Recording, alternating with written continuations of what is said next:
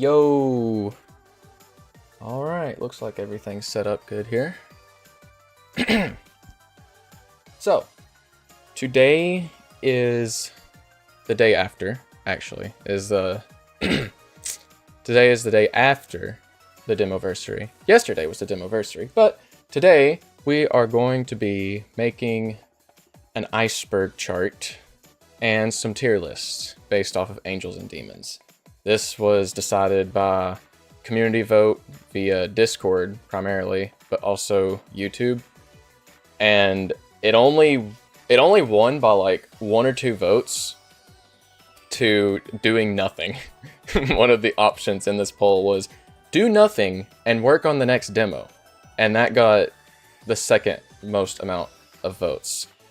So, I mean, I wouldn't really have been complaining if that won, but this is hopefully going to be a little bit more fun. But once we're done with all this, I may actually, depending on how long all this takes, we might go ahead and do some development on stream too. So I have a list of different things because I've been thinking about this since I started the poll last month. Or at least when the poll finished, it was a month before the Demoversary. So when I seen that, oh, this was the winner, I was like, okay, well, I'll go ahead and start planning some stuff out for what should go on each tier, kind of. And like some of this stuff I'll explain as I put it on, but other things, it's like, I'm gonna leave that open to, I guess, interpretation, or you know, other people can sleuth around and see what they can figure out with it. So, basically, I've got this chart here. We have 10 different tiers. So, if you're unfamiliar with how an Iceberg chart works, basically, the things that are up here on the top of the chart are like the most common, well-known things about the game. So, this would be like the basic premise of the game, so the story, like your main characters and stuff like that. But as you go deeper, the topics get more and more obscure. So down here, and like tier 10 at the depths, would be things that basically no one knows about the game. And by basically no one, I mean like only myself, since I'm the developer. But so, I guess we can go ahead and get started with this. So I'm going to open up my list here and put it over here on my second screen, I guess.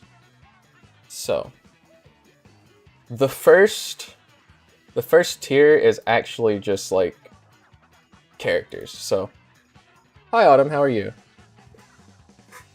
So, tier 1, the skies above the iceberg. Things that everyone knows, basically. So, first entry, MC, or the player.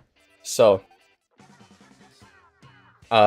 MC, as I call him internally, or the player character, is you, who you play as in Angels and Demons. Very first character you have control over, and kind of the center point of the whole story. So, his backstory is basically that he was walking home from church Sunday night when something happened in the distance. We'll talk about that shortly. Before there was a loud noise in the sky, sky lights up, it's not lightning, and then something crashes out of the sky next to him, knocking him off a cliff in the mountains near his house. Where when he awakes in a cave that was, you know, down in the mountains, he's there with his guardian angel, Yui, who saved him. So, which will lead to the next entry here. Yui.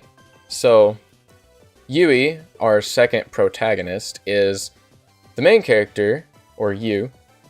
She is your guardian angel. And when you fall off of that cliff, she swoops in to save you, and then, you know, wakes you up like, hey, you good? Like, that was kind of a big fall. Like, how did that happen? Like, are you good? And the two of you will start an adventure, kind of. She says, okay, well, normally, you know, we guardian angels keep ourselves hidden from people, so, this is an interesting scenario because it doesn't look like you're going to be able to get out of this cave on your own, so I'll just kind of help you out, you know, I'll give you my abilities for a little bit, and hopefully we can get you out of this cave, and by hopefully, you know, we can.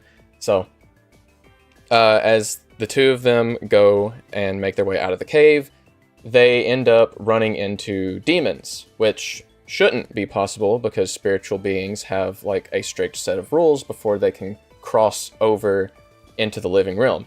So after they realize this, it's like, oh, you know, that's a little bit suspicious. So looks like the barrier that separates the living realm from the spiritual is broken. Man, how are we gonna fix that? Oh wait, the runes of virtue. And of course, main character's like, that's gonna be like a crazy adventure, like, let me come help you. And the two of them embark on a quest to do just that. Find the runes of virtue to repair the barrier. So, that's a bit of background on Yui. Next up is Kaguya, the third protagonist. Kaguya is an android created at Salvelatine Labs. You know, maybe I should like pull up pictures of these. Like maybe I should have pictures of these characters as I start explaining them. That might be helpful. Hold on, let me get some of our main character here. Open image. Oh, that's tiny. So here's our main character, for anyone who's not aware. And then I get one of Yui here. Here is Yui. Alright, so main character, Yui, and now let's get Kaguya up here while I explain.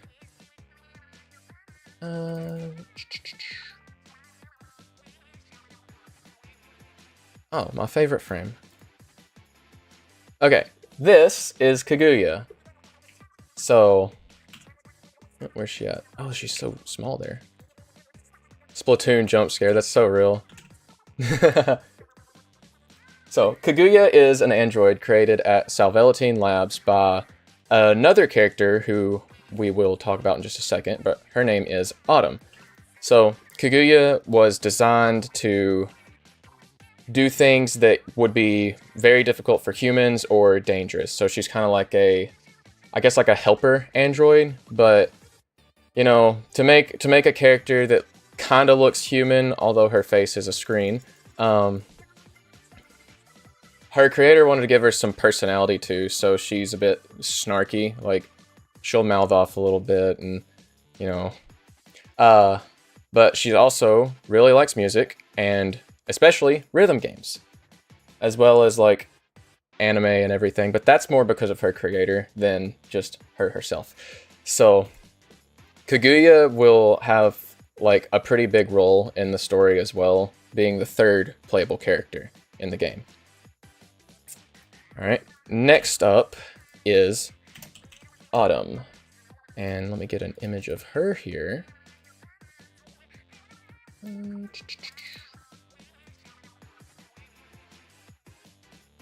And boop. This is Autumn. She opened Osu once and fell in love with circles, so she modded her screen. That's so true. Literally me. I mean, yeah, literally. Same name? Kaguya would get banned from Osu, though. She'd play too good. She'd set like a 2200 PP play very first time she opens the game and then get insta-banned. So, Autumn is a pretty smart person. She works alongside another character that I'm about to talk about, Hector, at Salvelatine Labs. So, they aren't related. Hector and Autumn are not related, but Autumn's last name is Savale. So, Autumn Savale, which, you spell it backwards, it's leaves.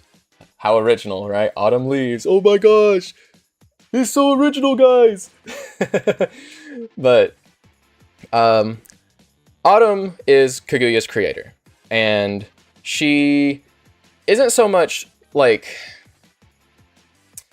She's kind of lazy in a sense. Like, she likes to slack off a lot, except when it comes to working on Kaguya.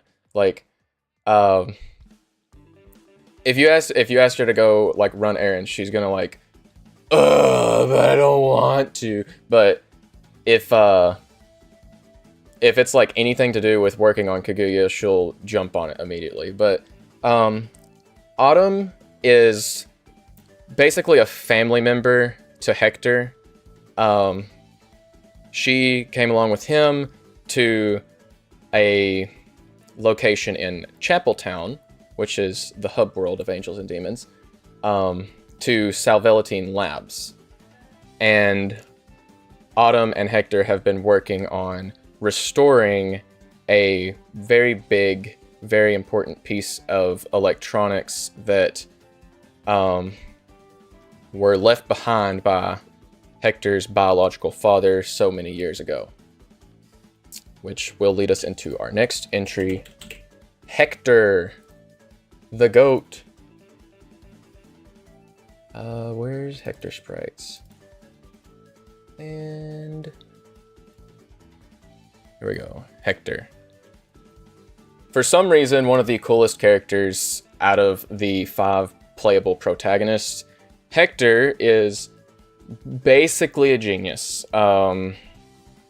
He, in lore, graduated college like 4 years earlier than he should have, just because he's the GOAT. He has plenty of different originally created devices with the Salvelatine Laboratory of Robotics and Programming, also known as SLORP, label on them. These things being a hoverboard and a cloning machine, which are his abilities in game. But basically, Hector's parents they were gone. Like, they didn't abandon him, but something happened to them, I mean, when he was really young, and he doesn't know.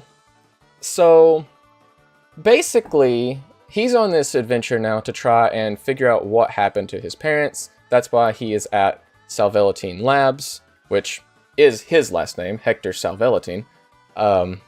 He returns to Chapeltown to Salvelatine Labs after, he grows up and has studied basically all of his life to be what he is today. At the start of Angels and Demons, you see a scene with both Hector and Autumn, and they've just gotten this device of his father's up and running again after who knows how long it's been dormant, and they only get one chance to test it pretty much because of the sheer amount of energy that system needs to use. So, they have to kind of board it themselves. It's it's not really a spaceship, but it would allow for near instant travel to any location. I'm pretty sure this is an entry on the tier list, so we'll end up talking a bit more about it as we go on. This is more like a... Actually, I don't think it is here. I'm going to throw it here on tier 3. Because it does have a name, and it does have some cool lore behind it, but... Anyhow, they get it up and running, and they have to board it to test, and it ends up screwing things up. That loud noise and flash in the sky that this guy's seen, that was these two breaking the spiritual barrier somehow, which in turn lets spiritual beings cross over into the living realm as they please. So up until like a little bit into the game, they are kind of unaware of this fact. They just know that their test of the machine screwed up, and they need to head back to the lab to fix it. Only when they get back to the lab, there's demons crawling about everywhere, and they're like, whoa, okay, hold on. Something is very not good. So, one other thing I think I should mention that I kind of glossed over is the character's abilities. I feel like that's kind of a key detail here that I might have missed. So, main character gets, like, most of his abilities come from Yui. So if they were ever to get, like, really separated, he would not be able to use the dash, which, you know, is basically like a double jump. Or, you know, momentum shift in one of 8 cardinal directions. His secondary ability, you get in World 2. After falling down into the deep woods, his scarf gets caught up on a branch, stuck in some tree sap, and gets really stretched out. So, in his infinite wisdom, he decides, yeah, this would work great as kind of like a grappling hook. And it does. So, the scarf grapple is his secondary ability. As for Yui, basically the same as main character with the dash. It works functionally exactly like it. With the difference is Yui is a little bit more floaty because she's an angel. And she can move a little bit faster in the air because of that. Her secondary ability allows her to assume her spirit form, which is just like kind of a golden orb. And she'll use that to... on your screen, she'll move normal speed, but like in context of like every other character seeing her, she's moving like 8 times as fast. So it's super speed, kind of like those clips that used to circulate online of guardian angels saving people from like car crashes and stuff. You see a flash of light and then the person was like zipped over to like the sidewalk, which is really cool, but that's basically how her ability works, on top of also letting her kind of permeate through certain solid objects, so like bars or semi-solid platforms. As for Kaguya, she does not have much, how would you word it? Her movement's very unforgiving, let's say that.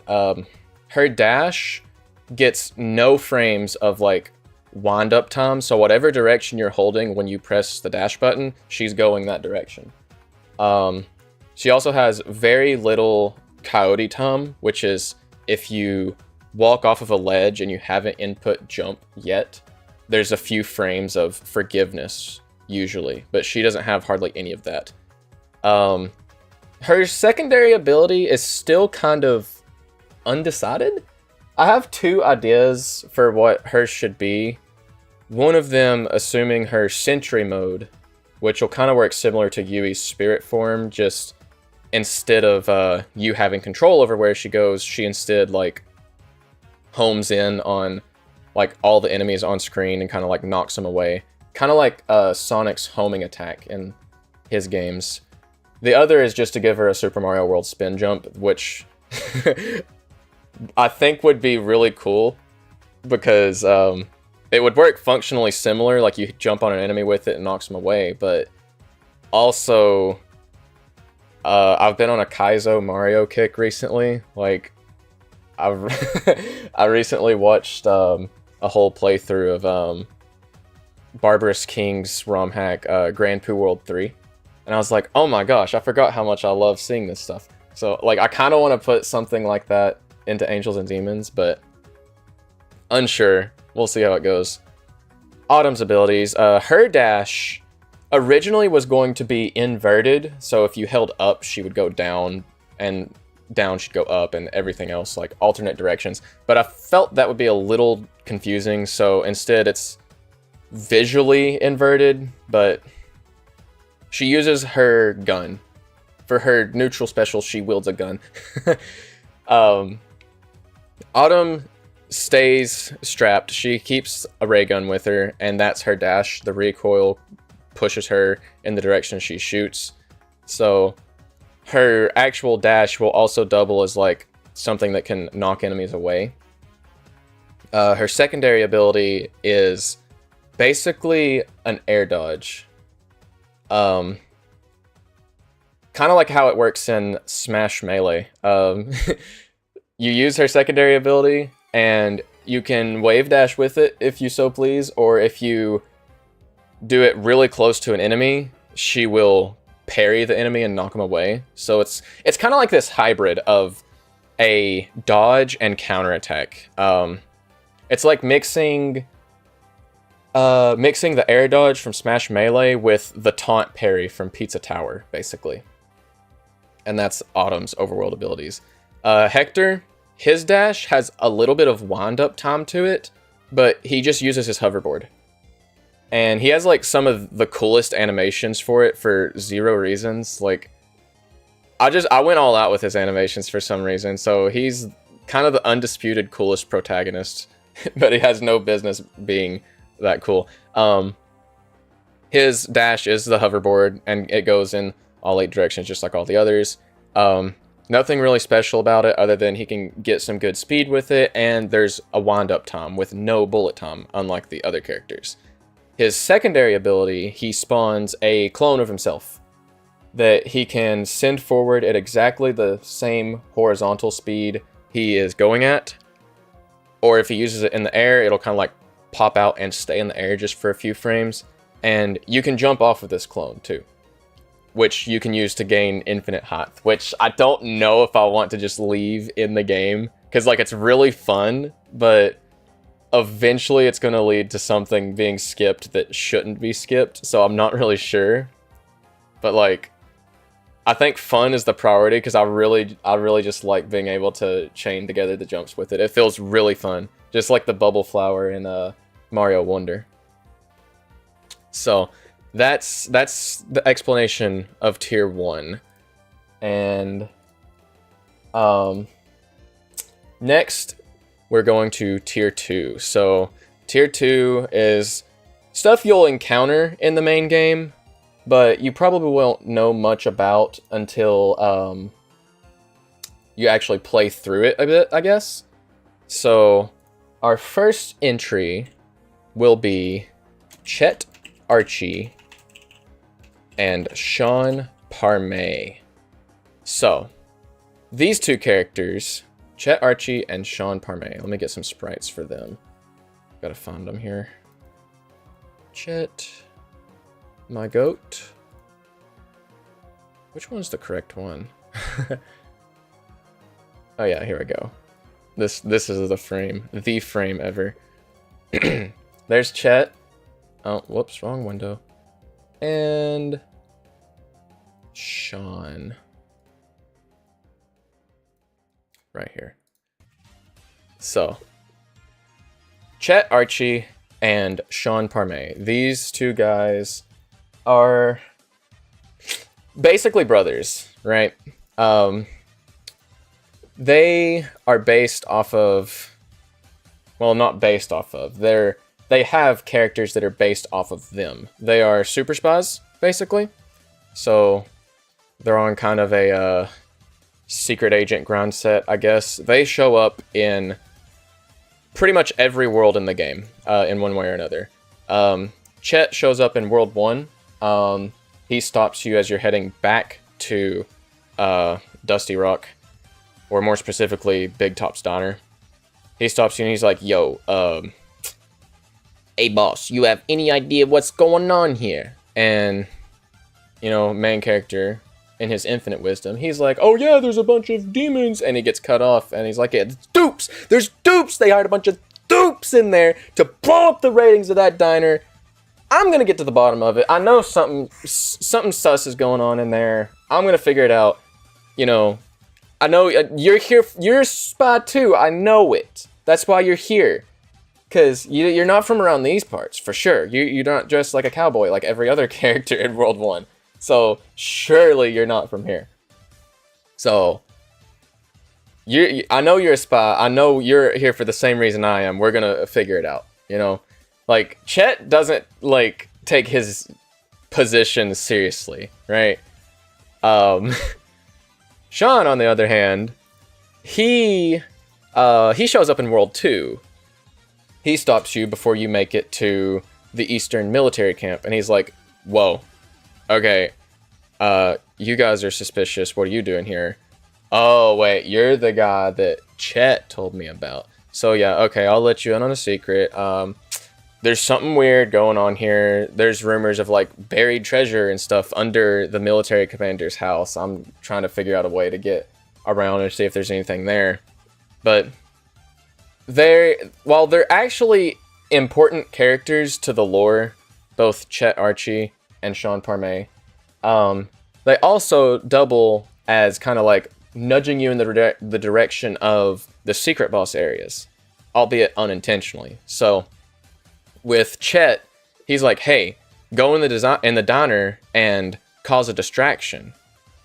And the only way to do that is by playing the rhythm game, in which case you get, used to you would get a buffet coupon, which was the distraction, but now you just get a coupon for a hot sauce, and it was like unnecessary, like dumb cutscene stuff originally, but now you just get a coupon for the hot sauce, and then he shows up and he's like, okay, yep, we'll be taking that, and he like pushes you out of the diner.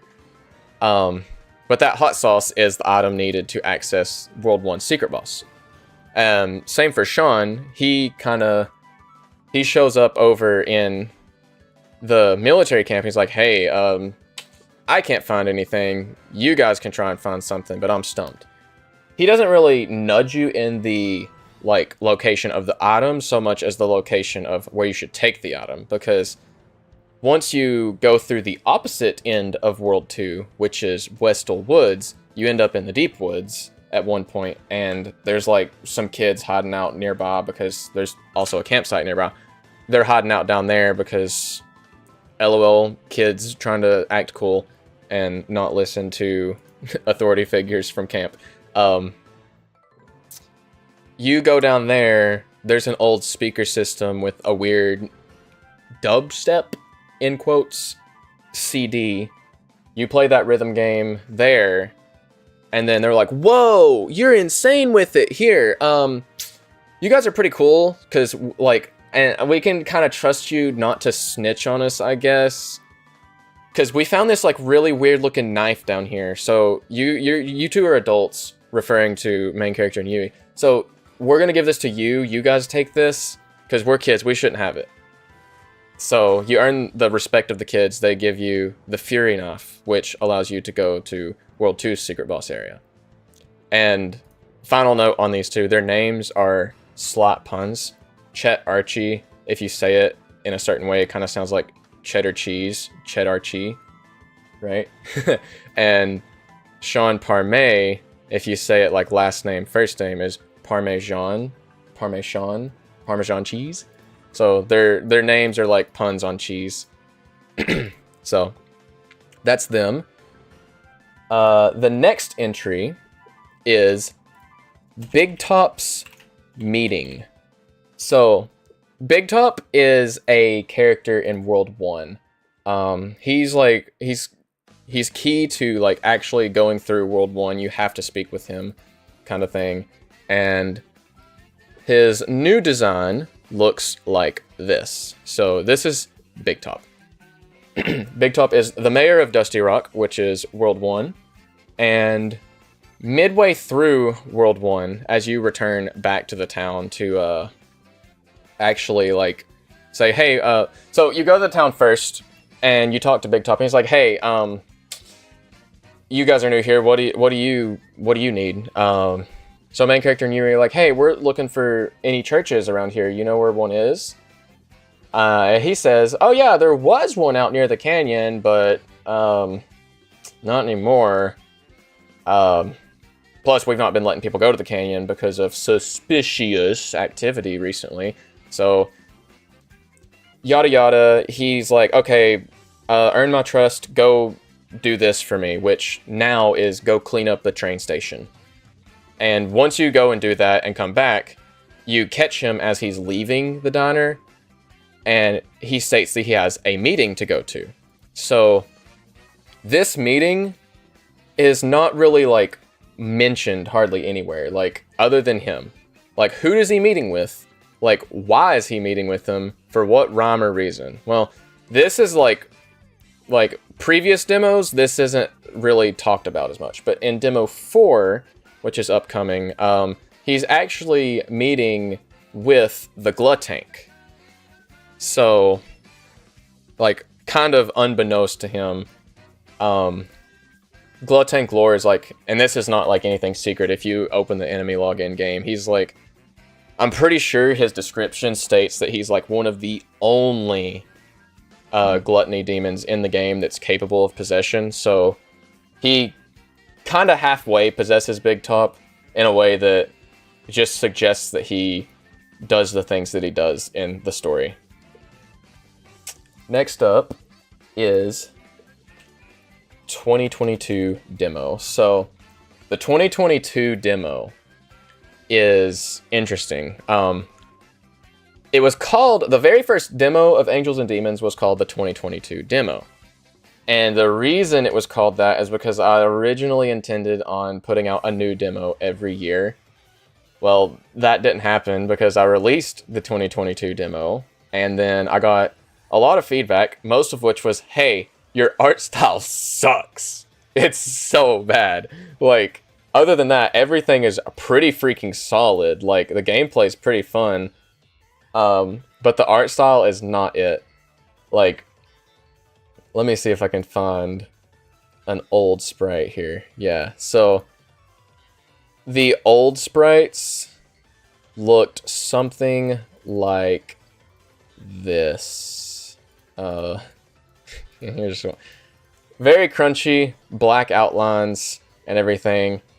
Not very good, but all the characters were like this, and I was very not good at pixel art at the time. Like, yeah, that's really what it was. Like, if I was to go back onto the demo, the 2022 demo trailer, and look at the comments, I want to say there were like 2 or 3. Like, if it was just one, if it was one comment out of so many, I'd be like, okay, you know, like that's an opinion. But so many people shared the same opinion, so I was like, okay, we're reevaluating, and that's why the game looks the way it does now. Like, instead of all being black outlined, it kind of has this fake Paper Mario feel, I guess, with the black outline only around the outside and more color-based outlines on the inside. But yeah, back to 2022 demo. I intended on doing one demo per year, and then that didn't happen because I reworked a bunch of stuff in it, including the art style, and then released another demo that same year in October. So the 2022 demo actually just became demo 1. Demo 2 was that other one that released in October, but there's still evidence of this by the fact that if you go to the itch.io page, the URL is Angels and Demons 2022 demo, and the first trailer on YouTube, it's baked into the video. It says 2022 demo available now. So a goof on my end, but so next up is the Order of Faith. So the Order of Faith is the in-universe kind of denomination of Protestant Christianity. So they're basically, it's like a diet Southern Baptist in terms of like what they would be related to like IRL Christian denominations. Basically, the only other difference with them is they don't worship the runes of virtue, but they recognize their existence, kind of, right? They're like, oh, these are cool. Like, they're definitely related to what we believe, which this is like, runes of virtue is like not IRL Christianity at all. Like, this is one of the creative liberties that I am taking with the game, because there needs to be some kind of, I think it's called like a MacGuffin to go after. So, but there is reasons for why they exist. More on that later. But basically, it's an in-universe sect of Christianity that recognizes the runes of virtue, which are kind of like the main point of the game. Let's see. Next up, Mateo and Wilfred. So, Mateo and Wilfred. Mateo and Wilfred are Order of Faith members that were entrusted to deliver certain runes of virtues to different locations in game prior to like any in-game events. Basically, this happened like years before like main character and Yui even started doing anything, before the barrier was broken ordeal. So Mateo was the leader of the Dusty Rock squad, and the fact that him and some other people delivered the Rune of Temperance to Dusty Rock, which is World 1. Wilfred was the same, but for Cardinaria, which is World 2. So they were basically high ranking, I guess. I don't really like the word ranking, but they were well-known members of the Order of Faith of Chapeltown, which is our hub world. So they'll have actual real screen time in Demo 4. Like, they have actual real designs now instead of whatever the weird hooded thing I was thinking of doing with them in the past 3 demos, basically 2 or 3.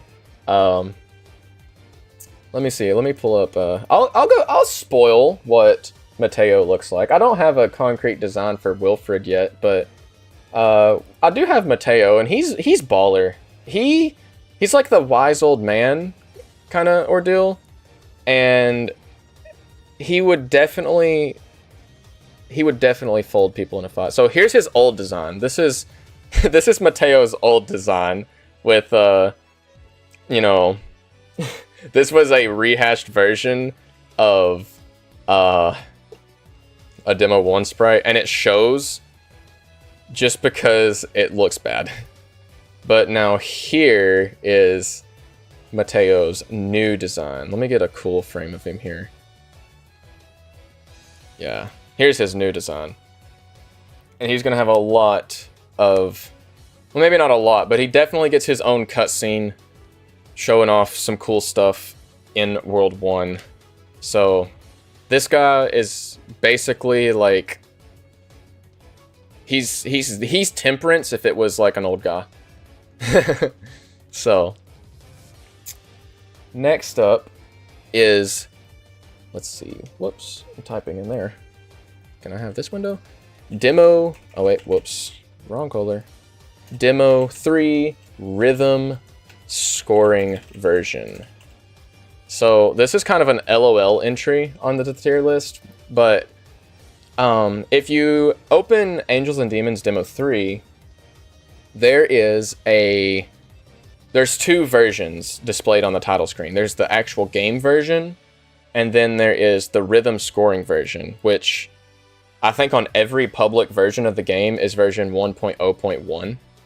And that's a good thing, because there was only one scenario in where I had to change that version, which if you were to mod the game and change that version, it would be like, hey, so the rhythm scoring version changed, and that means we need to delete every rhythm game score that we have, because I didn't have a concrete way of migrating scores or anything like that. Because it's mostly more of like saving the scores rather than like anything related to calculation. But that was a thing. And thankfully it hasn't had to been like, it hasn't needed a change since then. But if anyone decides to like crack open the rhythm game and find some kind of game-breaking bug that I've somehow missed for almost a year now, then, you know, maybe that will change. So, on to Tier 3. So, Tier 3, starting us off, is World 2 was Greed. So this is where we're going to start getting into some more interesting things, I guess. But World 2 was originally going to be Greed. The order of the game, like progression, was very different at one point. World 1 has always been Gluttony, but World 2 was at one point going to be Greed, and World 5, I think, was going to be Lust, because World 7 was Wrath. Yeah, it's a little confusing, but World 7 was going to be Wrath, and it was going to be very generic, but that's been changed. Now the order is Gluttony, Wrath, pride, envy, greed, sloth, lust, and then World 8 is a secret. So originally, World 2 was going to be greed, and it was going to be the city, and this is present in some very early versions of the game. Specifically, one version that I will talk about later on the tier list. I think it's on tier 6, so it's kind of deep, but yeah, World 2 was originally going to be greed. Not much else to say about it. Let me check that one off.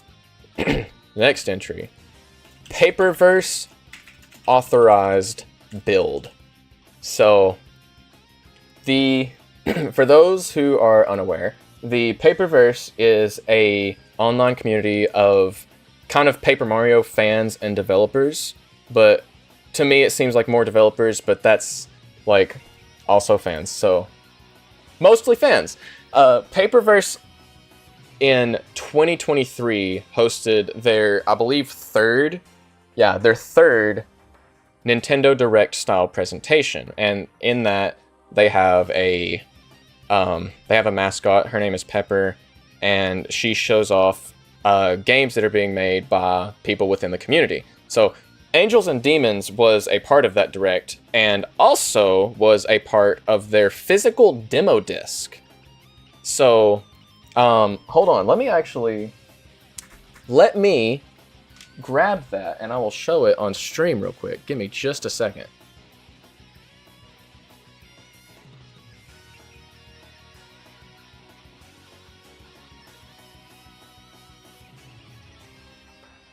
Okay, so let me get my webcam open here. Whoops.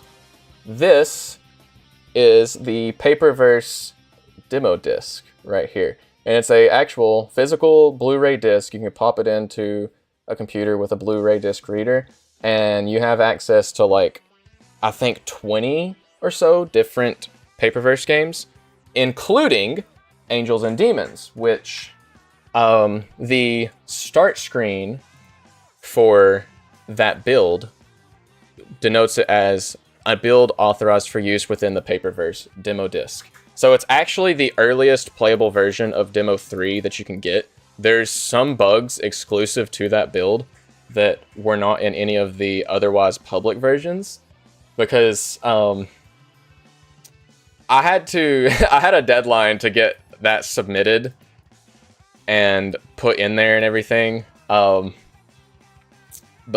for the most part, it's playable start to finish, and you shouldn't encounter any bugs. Like, nothing super game breaking. It's almost all cosmetic, but that is the Paperverse authorized build. So, next up is Yui original voice sample. Yui's original voice sample. So, if you ever played the first demo or seen anything about Angels and Demons, like, prior to, I think, Demo 2, you'll notice that Yui's voice was much different. And the origin of her original voice sample was actually from Overwatch. So, obviously, I realized, like, I can't use that, right? I can't rip someone else's voice and use it for my own character, even if it is like a literal 1/4 or 1/8 of a second clip, right? But originally, Yui's voice sample that played in her text boxes and cutscenes was a short clip of Tracer from Overwatch saying, "Enemy turret ahead." So there's an interesting little tidbit of lore for anyone who was curious. Next up, playable Kaguya in all demos. So, Kaguya has been playable in every demo, basically. Buggy, but playable. Because I've known that I've wanted Kaguya as a playable character Like, since before I knew I wanted Yui as a playable character. Kaguya was originally intended to be the second playable character, and probably the only extra playable character that you would get.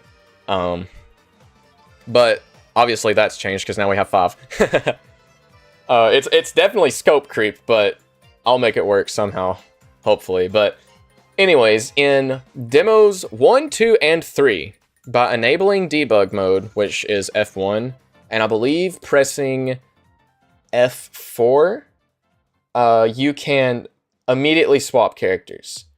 In that character list is Kaguya, right? And she has, like, she's more playable in the first 2 demos than she is in the 3rd demo, ironically. But, the Demons and Angels of Demons is a reference to Overwatch. Yeah. Overwatch is my demons. Anytime I see, like, Overwatch news or Battle.net or something, it's like I'm being tempted to open the game again, forgetting how much I've mauled over competitive play. But anyways, yeah, Kaguya in all demos, she was playable. She was there. She basically worked as if she was finished with, like, very minor issues. Like, it was almost all cosmetic. Save for Demo 3, where all of her sprites are offset by a few pixels, so most of her animations, she appears to be floating. To add on to this, Autumn was also technically playable in all the demos, but she was, like, way more broken. Like, if you, like, you could swap to her in one room, but if you went to another room with her and then tried to, like, start running, the game would crash. So, next up, this one's an interesting one. Hector Villain.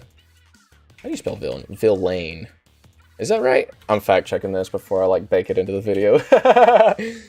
Villain. Villain. Yes, that's correct. Villain retcon. Yeah, so Hector originally was going to be a villain. Now this is like deep lore kind of, but at one point Hector was going to be like the big bad of the whole game. Like, he had a very different design. His motivations sucked. It was like, what if I was evil to be evil? Like, he had no underlying motivation for anything he was doing, but let me pull up one of these old Hector sprites. It's so bad, but like, it's like, what if Fawful from the Mario and Luigi games was like human? No way. But this was evil Hector way back when. It's such a bad design. Like, I kind of want to go and like fix up this design and like make it into an enemy somehow. That's a work of art? Nah, bro. Like, it's very similar to Fawful. Like, we got like the big goggles and glasses compared to Fawful, like the big toothy grin. Women would kill for that waist. Nah, ain't no way. But yeah, this Hector was bad Hector. It would have been a bad guy. He would have killed for 0 reasons. And he did make jokes about Elon Musk too in the very, very early versions of the game. So like not even like funny jokes. They were just like stupid kind of jokes. Cause like, you know, like Twitter takeover, I sleep. Making a joke based off of his kid's name that's spelled really weird, I'm woke. But yeah, I ended up changing that because his motivation sucked. And it wasn't good. There was no substance to it. And it's one of the best changes I've ever made to the game. And its story. So, next up, this one's an interesting one. Secret bosses are always watching. So, secret bosses are always watching is in reference to the two secret bosses that are in the game currently, Pepperoni and Bloodwrath. So these two secret bosses, anytime that something happens that is like leading you closer to them, there is a specific sound effect that plays regardless of where you're at. So this is the theory that because that sound effect plays when you are like on the correct path to like uncovering their whereabouts, that they're always watching where you, the player, are. So that's the lore behind that. And I can like, let me get that sound effect. Oh, whoops, I don't want to open Game Maker, I guess, for that. I think I want to actually find it in my folder here. Sound effects, secret, something. Secret boss spawned? Hold on, let me mute my desktop audio, because if this isn't the one, then it's about to be very loud. So, yeah, this is the one. Okay. Unmute it here, and it should play through, but let's pause the music real quick, and I'll crank up the desktop audio, because it's not super loud. This one isn't, but whenever a secret boss is like, not spawned, that's the name of the sound effect, but basically whenever you're getting close to uncovering them somehow, like getting the item to get into the secret boss zone, or you're about to break the seal over the secret boss zone, you hear this sound.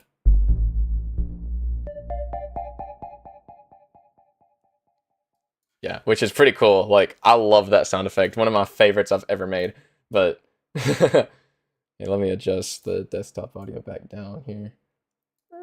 And tunes. Oh, that's really quiet. Okay, I think that's good for the music too. So there's that. I'll check that one off the list. Next up is the Gateway. And honestly, this one should probably be like further down on the tier list, but the Gateway is the name of the device that Hector and Autumn repair and unintentionally break the barrier with. That's kind of the naming behind it. The Gateway would allow near instant transportation to basically anywhere given enough power, but power is exactly the issue with it. It takes a lot of it. So it's very hard to do multiple tests or even use it sometimes because of how much energy it needs to get it to work. But this is a very important story detail. I can't say a lot about it, but it will be very cool when stuff starts coming out about it in the future of the game.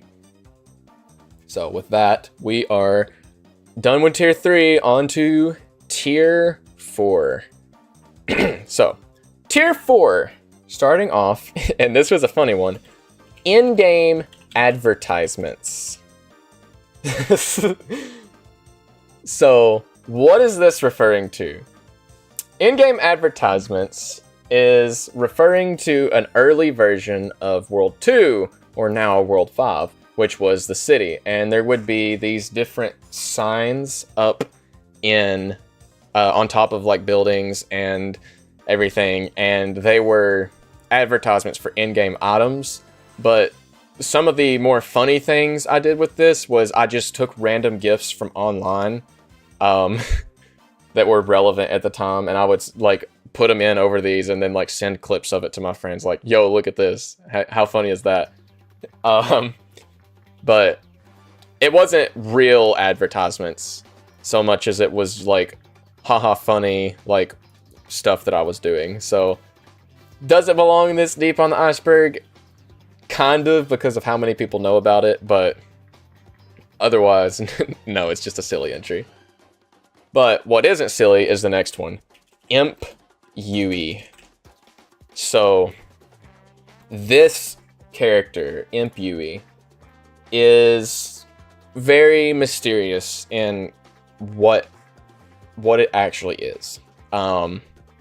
Originally, and you could still see this if you go and like it's in the first 10 seconds of the very first demo's trailer.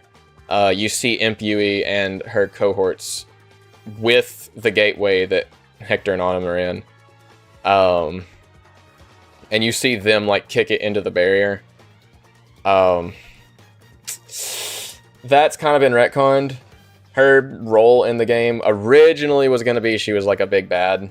Like, she was going to be one of the big bads, but not so much anymore. Like, not in the same way, at least. Like, she's still going to be a very relevant character, but the way she's relevant is very interesting. I guess because, like, I've had a lot of questions about this character, because a lot of people think, oh, well, it's Imp Yui. That must mean that it's like, it's Yui, she goes evil. It's not. It's just not. Like, Imp Yui and regular Yui are total separate characters. The reason Imp Yui is Imp Yui is because of how she works. She has another name, but that is spoilers. You might find out about it in Demo 4, maybe, but she will be a secret boss in some way. Essentially, Imp Yui is kind of a manifestation of the main character's subconscious, in a way. Like, Imp Yui is this weird, bizarro kind of version of Yui, and she takes that form solely to psychologically torment the main character. That's about all I can say on Imp Yui, I think. Other than her boss fight theme is one of my favorites I've ever made. Like, it's had like 20 revisions, but it goes so unbelievably hard. Alright, on to the next entry. Pulpit Sermon Notes. So, in the hub world of Angels and Demons, the main building is a church. Originally, in the first 3 demos, this is called the Heavenly Cathedral, but while it's still kind of known as that, it's more so renamed to Chapeltown Church of Faith to match up with the new Chapeltown branding of the hub world, since originally it was just the church out in the middle of nowhere for some reason. So now there's actually houses and people, because you kind of need those for a church. But if you go inside and go up to the pulpit, there are some sermon notes that are left. And the first one, like, that you can read, that is, it's there regardless of what you've done, but it's basically a closing note. It's a transcription of a closing prayer for church service. But after you beat each world, a new note appears, and it kind of unveils a little bit of story around some people in the area, some very important people. We'll have some more on that later, actually, down in probably in tier 7, but essentially, if you are playing through the game, after you beat a world, check that pulpit notebook. Check the notes there, because there's some cool lore there that you might otherwise miss out on. So next up is BGM_cave. So BGM_cave is in reference to technically multiple different tracks in game, but only now is it the theme for Dusty Cathedral. But the reason it's so deep on this list is because it was like the very first track I ever made from the game, or for the game, I mean. It was very bad originally. It was like a 2-minute long loop of the same bass line, but I never bothered to change the actual name of the audio file in the game's project, so it was BGM Cave back in like 2020 when I first started learning Game Maker, and to this day it's still BGM Cave. But it was originally for a cave, The very, very, very early versions of the game had 2 areas. It was the mountains and then a cave. And the cave was where you would find Yui, but even then, like, this track was not used there. It was only used, like, in the tutorial project that I followed, basically. I just ended up reusing the audio file, overriding what was in it. But it's the oldest Angels and Demons track, basically.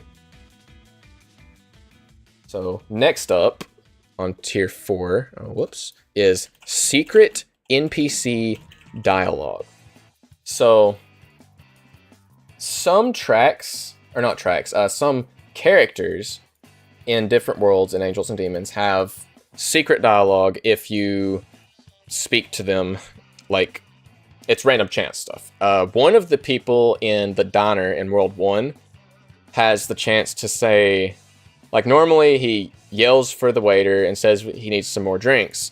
And then he's like, yeah, no, they don't go table to table here. I gotta go up there. I just like to come here and cause trouble is all.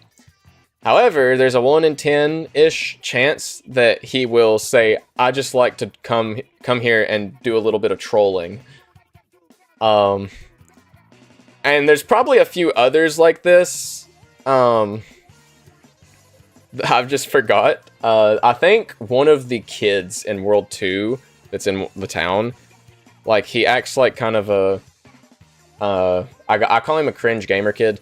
But there's the chance that main character can call him cringe, I believe. So, because he says something like, wow, you look just like enough XP. Because he's like swinging around a little toy sword. And I was like, oh wow, that's how can I make this even more cringy? Call him cringe, for sure. So, there will be more instances of that, but where they will be is unknown yet. So, next entry, this one's a funny one. Mark's Pizzeria. So, y'all know that one meme? How can I make this more cringe? Quote Journoid. That's really true. I do think about that. I do think sometimes, how can I make this more cringe? For very specific things. There will be more cringe. You can count on there being more cringe moments within Angels and Demons, for sure.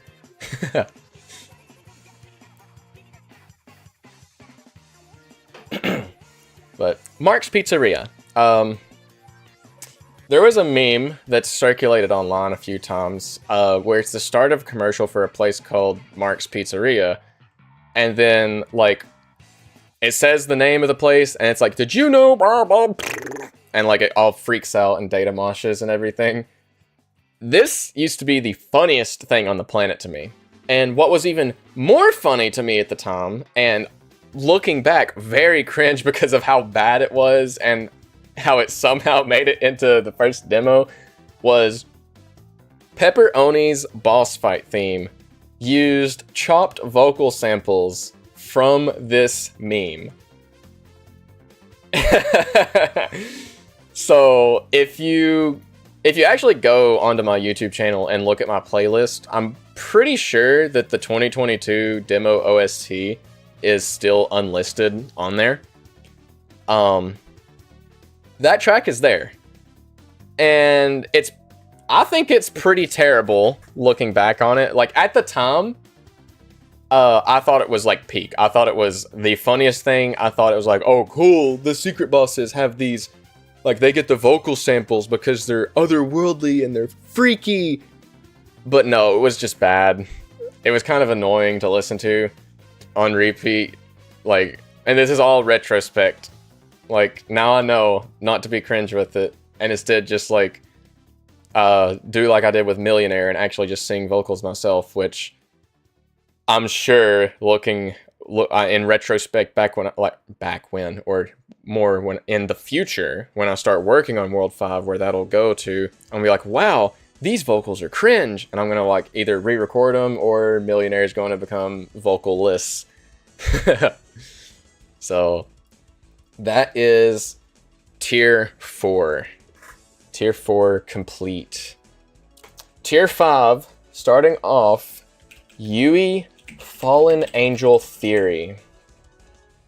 So this one, I'll go ahead and say, is not true.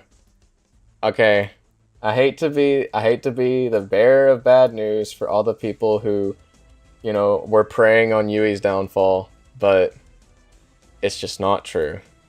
Yui is not a fallen angel. The only reason that she was in the living realm in the first place, and this is more expressly explained in Demo 4, is that she was instantly transported to main character's location when he was in grave danger, which was he was about to, like, fall from a great height that would be lethal to him. So, Yui being a fallen angel is not true.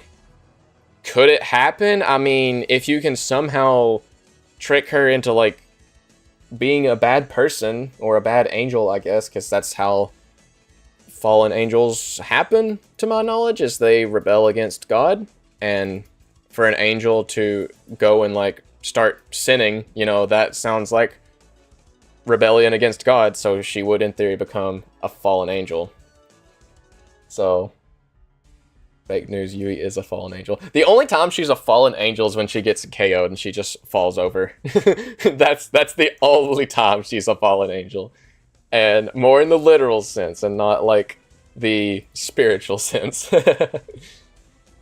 So next up is the MC Murderer path. So this isn't exactly a secret. Life alert, Yui. That's real. Yui would get the most life alert kind of items too. She gets a lot of items that can, like, heal her over time, like each turn. So it's kind of actually hard to keep her KO'd. So the MC Murderer path. So if you, as the player, decide to kill every possible NPC you come across, because there's, you know, possessed enemies, right? In general, you're supposed to only beat the devil out of them, which, when you're fighting them, you're only going to attack the demonic energy, not the person themselves. So, afterwards, if there's still an enemy in battle, the battle doesn't just immediately end, right? So, you can, in fact, make the main character kill people, which is frowned upon. Yui will be very upset if you do. She will cry. So if you do that, you're like, I'll see you at the pearly gates, but not in them, to quote Wendigoon. But, basically there's a few endings planned for the game, and this would be one of them, is if you kill every possible person you can, you know. Like, you might be on track to try and save the world, but not necessarily if you're killing people that don't deserve to be killed as you do it. So there's that on the tier list.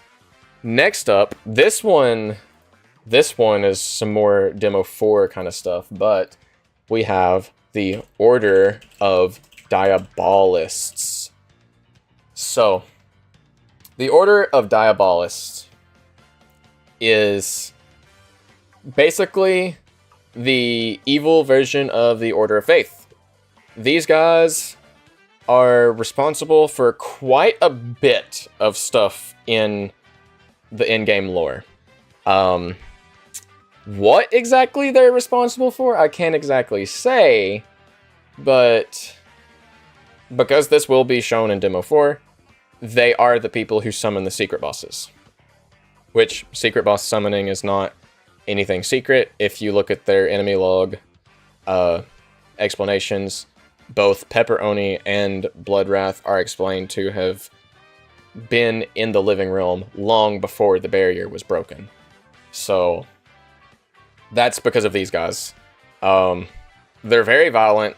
They like to kill people, for sure. Like, you know, if you're evil, that's probably something you would do. But they're also kind of freaky looking. Like, they will be in Demo 4. You'll get to see some of these guys in Demo 4, and they do nothing but cause trouble. But they are a very key player in the lore of the game. Next up, character naming secrets. So, character naming secrets. You can actually, like, you name the main character when you start the game. The default name for him is Journey, but you can put whatever. Except for a few specific outliers. Like, you can't name him Yui, Kaguya, Autumn, or Hector, to name a few, because those are other main character names that are unchangeable, right? How would the Diabolist feel about evil main character? That's a great question, actually. I guess it depends on how he would react to them in return. Like, if, say you go evil route and main character runs into, like, Order of Diabolist people, and they're like, hey, you should join us. Like, the idea is that, these guys, they want to be, like, in charge, right? So, it depends on whether main character would, like, I guess, listen to their orders, or if he would try and, like, become, like, the head honcho of them. Because if they have control over the main character, then they'd be like, hey, this dude's an asset for sure. But if it was the other way around, they'd probably want him dead. So, it's a very interesting kind of, how would I word it? Like a back and forth, I guess. Diabolist would only want anything to do with them if he listens to them. But if main character wants to make them listen to him, then they're like, nah, I'm done. Get this guy out of here. Mods, hammers, now! But, that's actually a really good question. Thanks for asking that. Character naming secrets, though. You can't name any, like, you can't name main character, any of these main characters, plus a few extra ones that have not been named, like, that are actually important characters to the lore. Some of these are only in Demo 4, some of these are in Demo 3, but these secrets, they have a little message to them as well. So, and it's usually that character responding. Like, if you try and name yourself Yui, then it shows a message as if Yui was talking, like, I think this name is already taken. For Kaguya, since she's a robot, there's a funny gag with hers where it says error on line something, and that line is actually the place in the code for this that her name check is. But it's like error at line blank, this name is already taken. So Autumn being, like, perpetually sleepy, it's like, this name is already taken. And then Hector says, this name is already taken by the Hector Salvelatine. Among a few others. Like, if you try and name the main character Journoid, it's like, hey, I know that guy. You know, so, mostly fun stuff, but if you do manage to find some of the other hidden ones in there, you might get to unearth some secret character names. So let me, I'm gonna get a drink real quick. I got a can of Dr. Pepper here. Dr. Pepper has 1 million fans. I'm one of them. Dr. Pepper has 1 fan. That fan is me. Dr. Pepper has no fans. That means I'm dead. So let's go to the next entry on the list. We have, this one's kind of a funny one. Sponsored stream. No, not sponsored. Not sponsored. Not sponsored. Would be cool, but I don't think they would sponsor me because I would not be much business for them, I don't think. But hey, if they want some ad placement in Angels and Demons, I wouldn't exactly be opposed. Just I need that lifetime supply of Dr. Pepper. Next entry, Autumn's outfit. So this one is this deep just because it's a little more unknown. But Autumn used to wear a different outfit.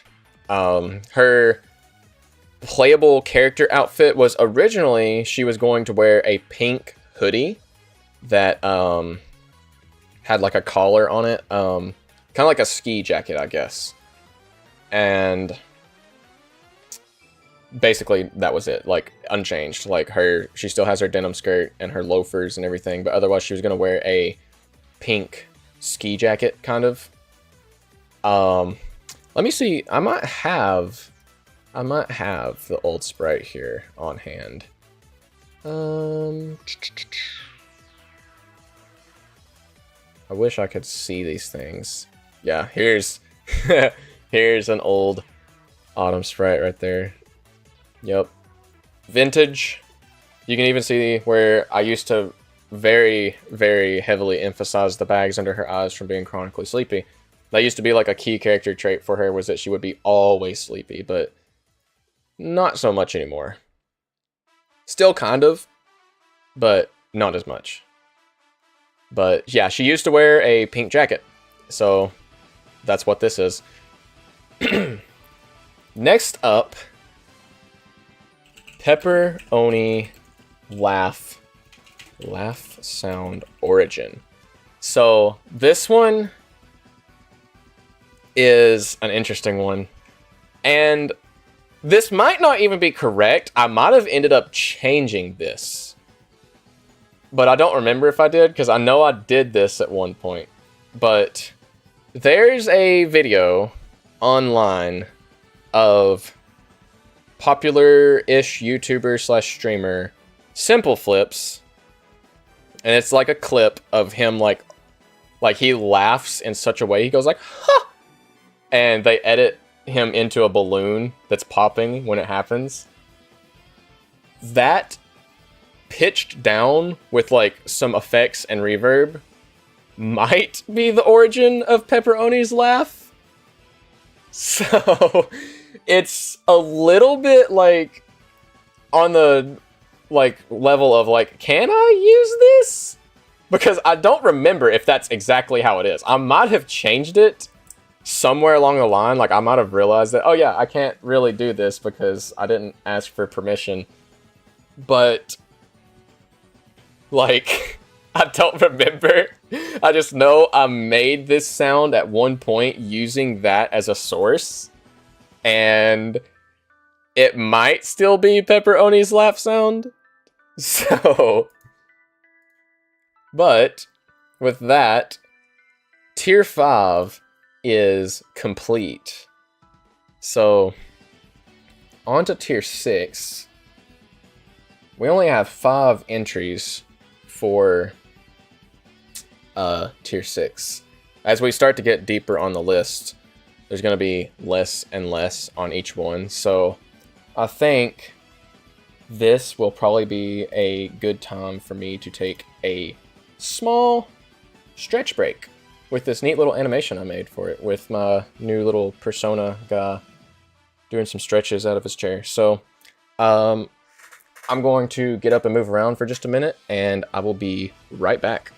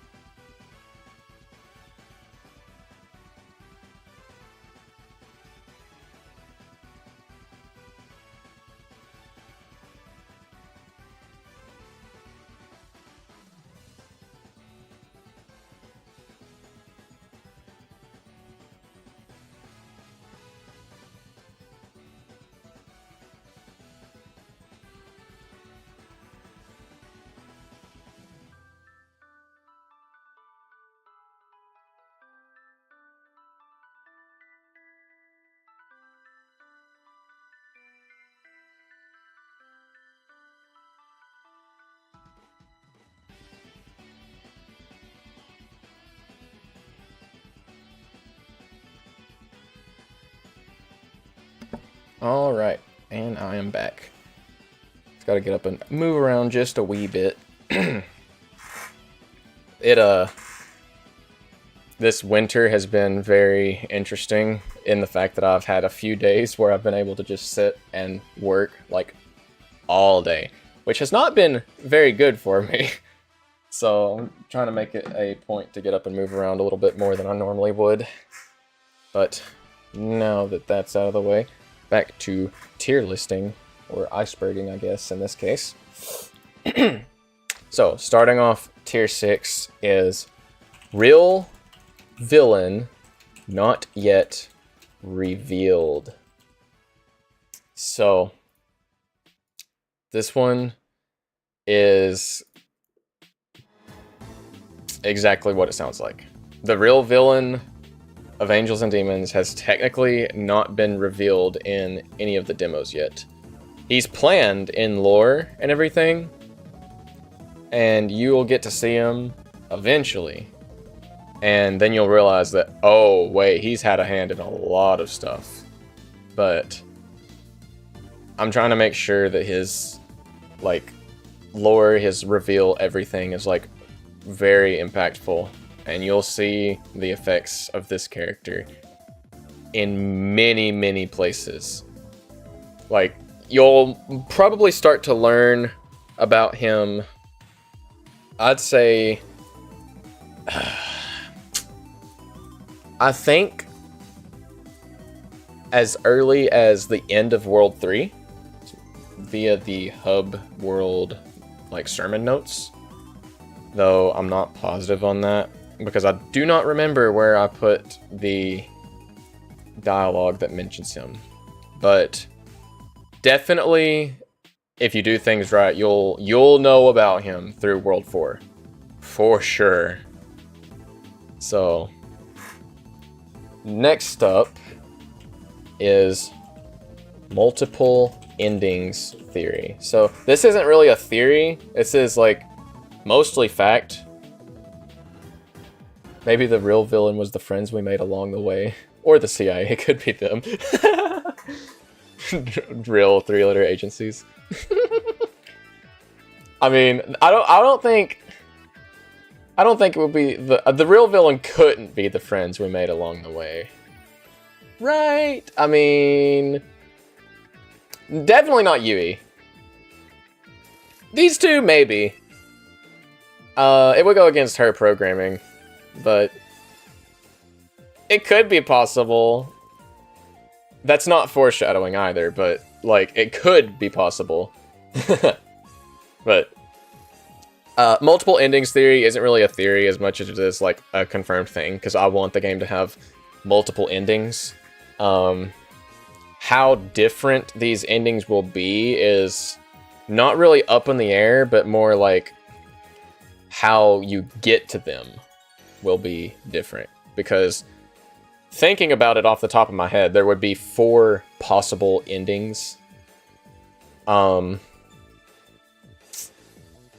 Which might be a little interesting if you're thinking like, oh, well, obviously there's a pacifist if you do everything, then a pacifist or not so pacifist, and then a genocide ending, right? Well, 4 endings kind of throws that out of whack. Why would there be 4? Secret bosses will be factored into that. I want them to be, at least. So at least 4 endings, in the sense that, you know, pacifist with beating all secret bosses, pacifist without beating secret bosses, non-pacifist all secret bosses, and non-pacifist not all the secret bosses.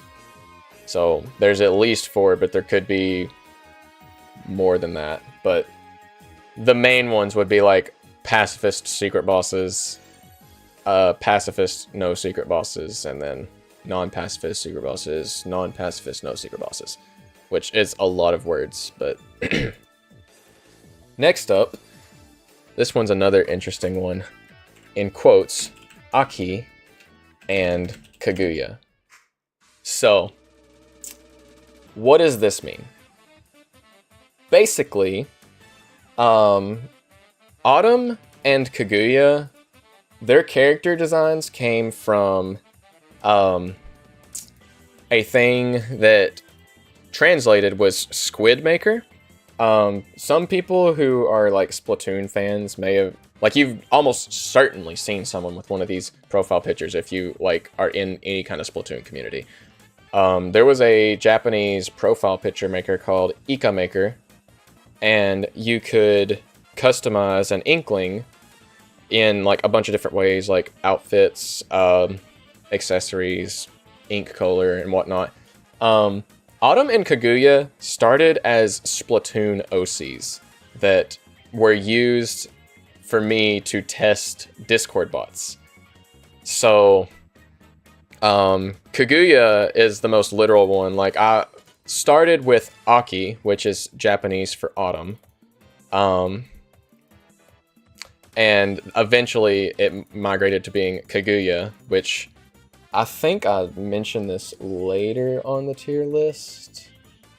Oh, I don't. I swear this was on here. Okay, I'll mention it here, since we're talking about Autumn's name origins. Kaguya's name origin is from a game called Hacknet Labyrinths.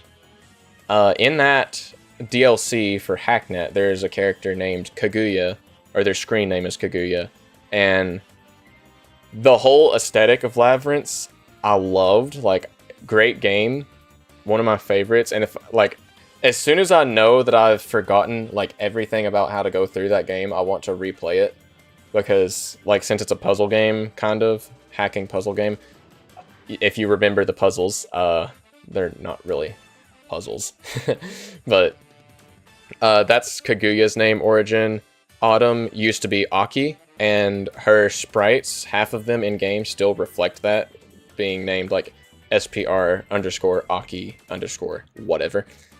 But they originally started as profile pictures for Discord bots that I was testing and trying to, you know, fool around with and learn, and eventually became characters within Angels and Demons. And that checks that off. So, next up, this one's an interesting one. This one, I was actually made aware of this by someone in the Paperverse, so shoutouts to Gone Loot, but 9 deadly sins. So, 9 deadly sins, that's like, kind of goes against like everything most people have heard about in regards of the 7 deadly sins, but the 8th and 9th are vainglory and acedia. So they're not really like considered the 7, like part of like the main deadly sins anymore, because they're pretty similar to some of the others with minor differences. So acedia, I'm gonna have to look up the definition for this again, but acedia definition is spiritual or mental sloth. So while regular sloth would be like physical, acedia would be spiritual or mental. And then vainglory, which is very similar to pride, would be more of inordinate pride in oneself or one's achievements. So I did put a difference between these two. They're exaggerated forms of narcissism and flattery. They also imply a high level of self-respect, self-esteem, and self-worth compared to other people. The main difference is in the form of expression, with vainglory being an outward, decentralized form, while pride is an inward or centralized direction. So, got a video rendering, got a bounce, have a good stream. Hey, thanks for coming out and hanging out. I really appreciate it. It's been really fun talking along with you. So yeah, 9 deadly sins, the extra ones, acedia, and vainglory. Will they show up in Angels and Demons? It's a possibility. Like, it'd be World 3 and World 6 if they do, because I would probably, like, shoehorn them in with, pride and sloth, but otherwise, that was a thing that I learned about, and I was like, wow, that's really interesting. So, next up on the tier list is, and this one I've been waiting to talk about for a while, the 9/17/2020 build.zip. So, somewhere along my development process of Angels and Demons, like, for those who don't know, technically started development of Angels and Demons in like February of 2020. And I say technically because I just started my second semester of college for programming, so I had like no knowledge of like hardly anything. Like, I knew how to use a terminal and I knew how to print to the console in Java, but I had no game maker knowledge. I had very little sprite work knowledge. I did not know how to make music or sound effects, so like this was like total scratch, right? But I bought a tutorial on Udemy, because for me it's like, if I put money into something, it's like, okay, now I've invested into it, now I actually have to use it, instead of like just looking up a YouTube tutorial. Like, now there's an extra level of commitment. But this spiraled into me taking a platformer tutorial, and then slowly building it into what is Angels and Demons today. But so many months after, there was like, for some reason, I exported a build of the game and I saved it as 9/17/2020 build.zip. And if you, I actually, you know what, I might, because I can just open this on stream. It's probably going to be a little loud, but it's an interesting little thing here. There's a few of these actually. There's 4/26/2020 build, 12/14/2020, but this one I've for some reason seen the most times going through anywhere. So let me adjust my audio here and let's see if I can get a game scene here. And specific window. Angels and Demons. So the opening screen for this, let me position it here properly. Edit transform. Let's get this in here. There we go. So yeah, it was originally a little weird in the sense that if you sat here on this screen, it would like take your user folder name and like display a little bit of it there.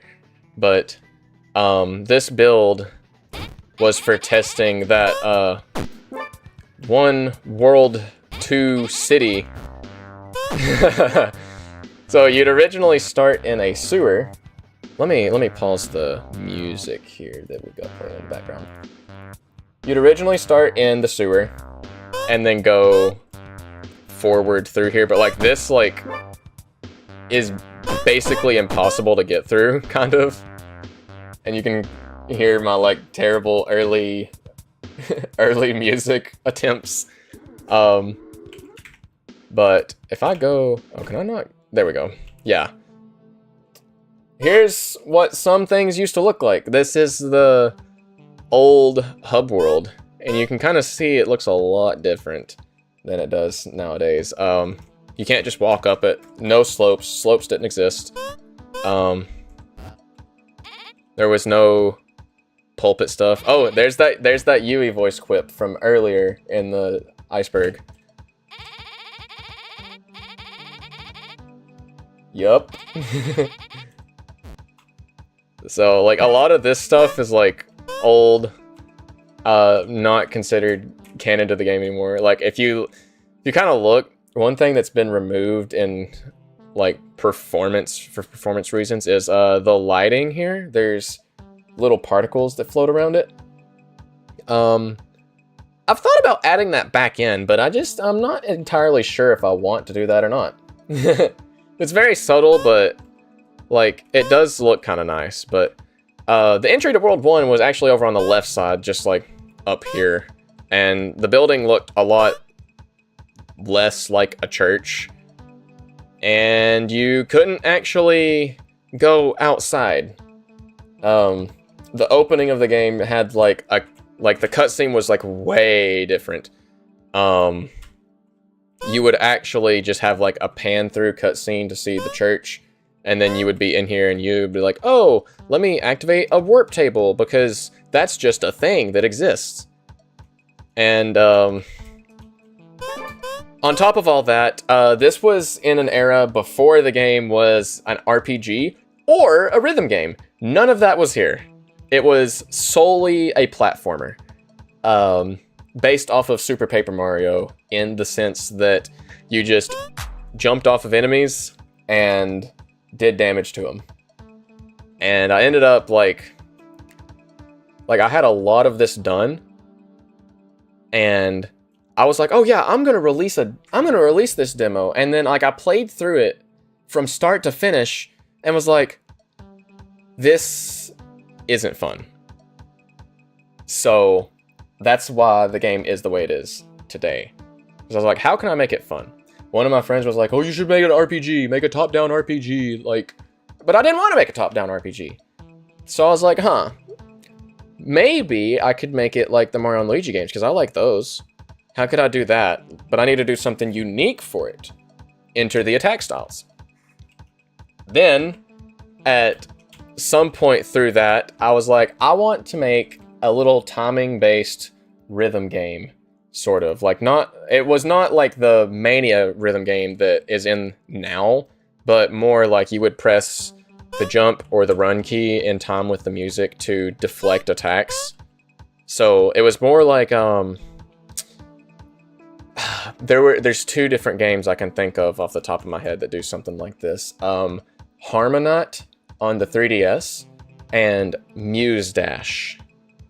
But I couldn't ever get the music to sync up properly, and I understand why that is now. But that led me down a rabbit hole to figuring out how to do music sync stuff.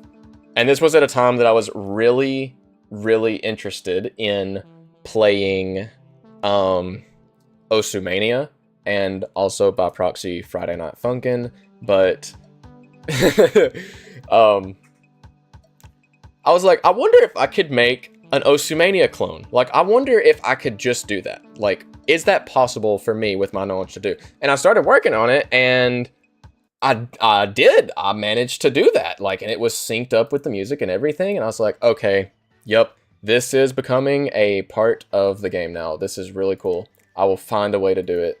And now it is a part of the game. Like, it's just part of Angels and Demons' identity to be a rhythm game. And while it was basically just like some visual stuff and then the rhythm game itself for Demo 3, with Demo 4, it's going to have a lot of like extra music sync stuff, like overworld assets and everything, moving platforms and whatnot. So that's yapping about that build and Angels and Demons Origins. So that completes Tier 6. So now we're on to Tier 7, starting off with Mr. Salvelatine. Mr. Salvelatine. So, Mr. Salvelatine. Why specifically Mr. Salvelatine? Well, it's mentioned in that sermon notes notebook in World 3. Or not World 3, the Hub World, sorry. After you beat World 2, as if you were going into World 3, if you check the notebook, there is a mention of a Mr. Salvelatine being unable to attend due to work-related issues. So there's some reasoning behind that. I can't really say why, but just know that there is a Mr. Salvelatine that's being mentioned here because of the his lack of appearance at the Sunday service. So next up, this one I've been waiting to talk about. And this one's just out of left field, I'm certain, for basically everyone. But next on the tier list is Tom Hanks. So why Tom Hanks? Basically, there was a conversation that happened once in the Paperverse, and we were talking about different, like, this was when like the AI stuff was starting off, like with the chatbots, specifically Bing doing their chatbot thing, and one of the other developers, like a few of the other developers, were asking it about their games. And I got curious and asked it about mine, and it was getting there, and it's like, oh, starring Tom Hanks and all this, because apparently there is a movie named Angels and Demons. So it started, like, it pulled information originally from my Steam page and itch page, and then it started pulling from, I guess, IMDb or something, and merged Tom Hanks.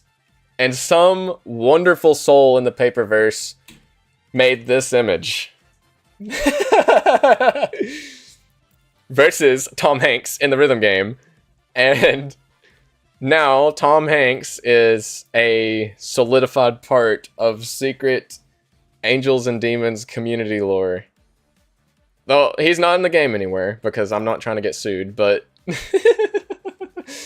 the funniest entry on the whole list is now this is just how it is.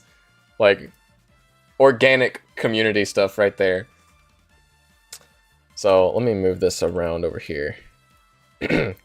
Next up is Osu Mania. So I know I just talked about Osu Mania and how it was inspiration, but at some point through development, I got really tired of manually charting the rhythm game, because the way it would work is I would open FL Studio, and I would make a big line of text, and it would look something like this.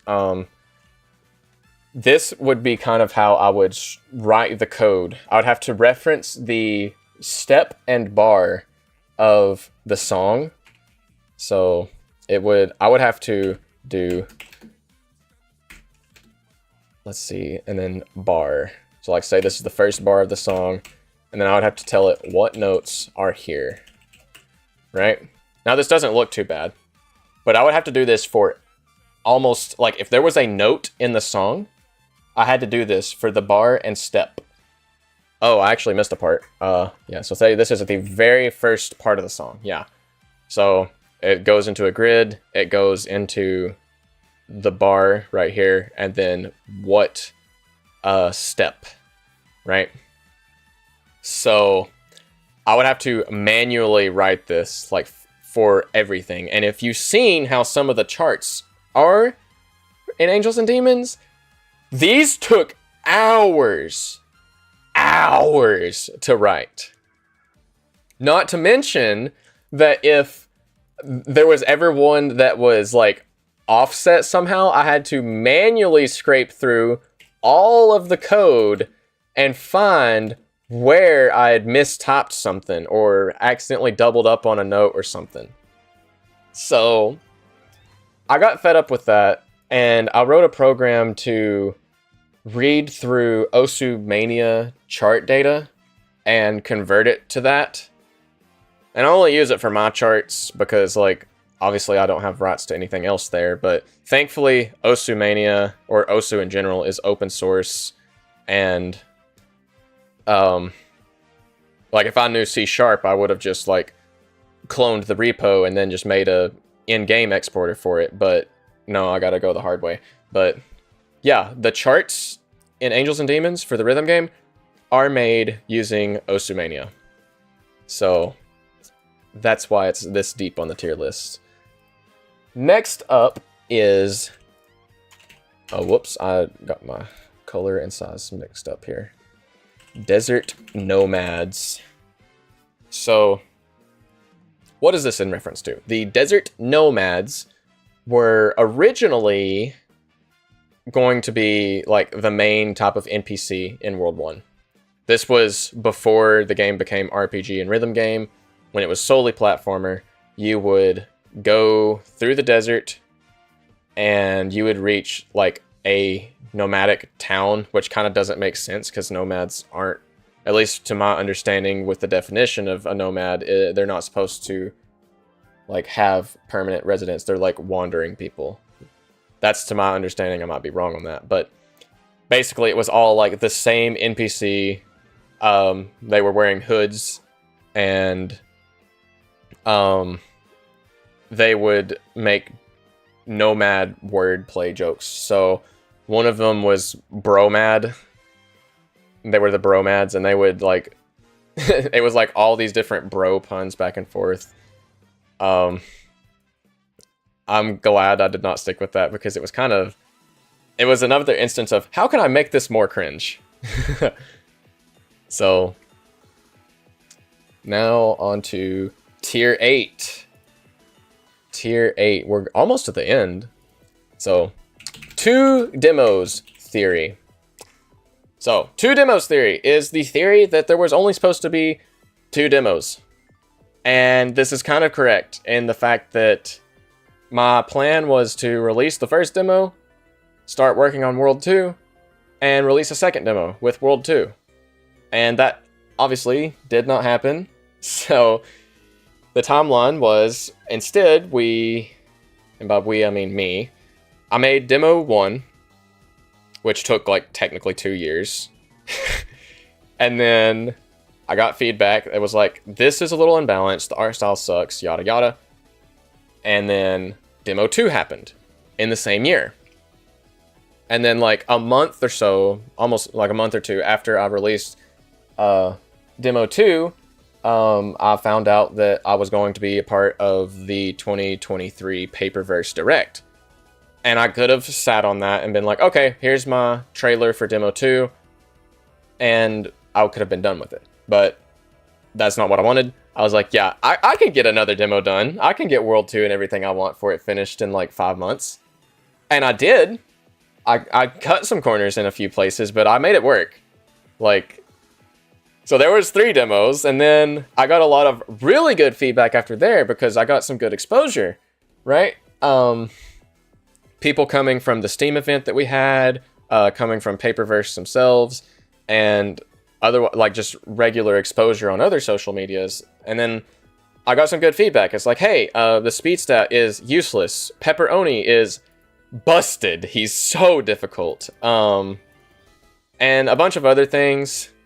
And then like there were a bunch of things that I personally just wasn't happy with. And as I went through and like have all this stuff planned out for the story, I realized that I had changed enough that it warrants a 4th. And this one should be final. Should be final. Hopefully. Right? A 4th demo. But I'm really putting in the work to intend that like this 4th demo, like I'm putting in the work that it will be the final demo until the full game is ready. And when that point comes, like when the final game is ready, there will be a 5th demo, but it's not like I'm going to have to go and change a bunch of stuff. It's just going to be gutting the full game of like anything that shouldn't be playable in the demo. So that way people can try. If they like it, they can transfer their save to the full version of the game. But yeah, 2 demos theory, it's essentially true. There wasn't supposed to be any more than 2, but am I disappointed? No, like I think it's been great for learning, and the game wouldn't be where it is today if I didn't do these extra demos. So next up is, and this one's a funny one, World 1 Frank.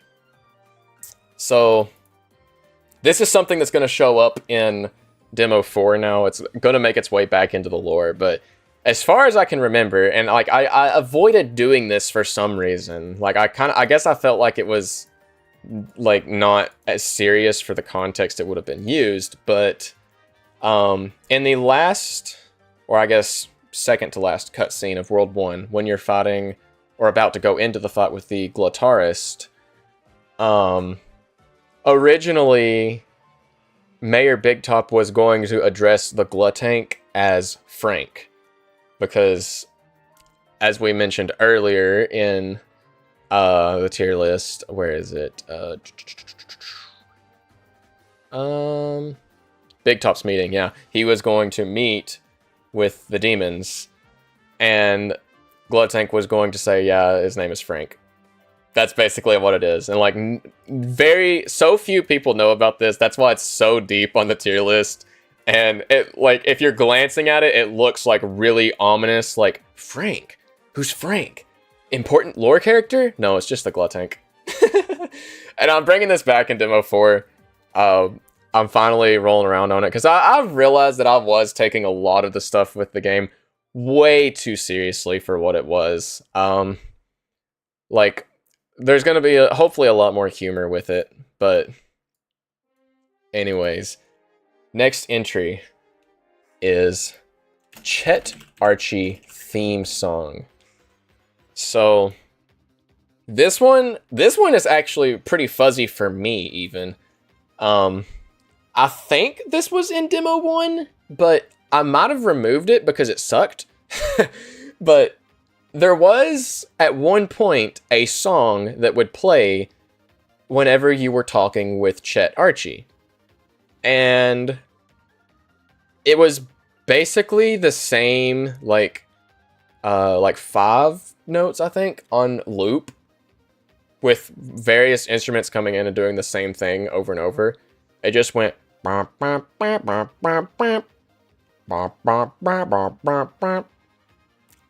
and over and over. Like, to be fair, this was like while I was still in the zone of like, I did not have that much musical knowledge. Like, I'd gotten lucky a few times making some tracks that just happened to fall really good into place, like the battle theme, right? So this was one that was not so, it was not so lucky in this case. It'll eventually come back in the future. Probably not anytime soon because it's not needed, but maybe when like Worlds 3 or World 5 rolls around and Chet and Sean and related characters get more like prominent screen time. But for now, this is buried in the depths. So, and that's tier 8. Now on to tier 9. And this one, this next entry is so deep in the list because I don't talk about it, because of like, it's happened twice actually, which is it's embarrassing that it's happened twice. But formidable foe, in quotes. So what does this mean? Basically, going into Demo 1, when I released Demo 1 and its soundtrack and everything, the track Formidable Foe was misspelled as Formidable Foe with an I instead of an A. And then the same thing happened in Demo 2, where I somehow, like, I typed it out and I misspelled it again, and it was released like that. So twice I've had this blunder where I've misspelled it, and I just don't talk about it because it's kind of embarrassing. But now I'm coming clean. I'm addressing the allegations. Formidable foe, incorrect spelling. It was real. It was retconned. I definitely updated it multiple times, and I definitely did not put it in the patch notes because of like what is it, like the Streisand effect, where it's like if you bring attention to the thing that you don't want seen, more people are gonna see it. Yeah. That's what it is. That's why no one knows about it. That's why it's so deep. I think maybe myself and like 2 other people on the planet know about this blunder happening twice. But now I'm coming clean. I admit I misspelled the title twice and pushed it out publicly twice and did not include it in the patch notes twice.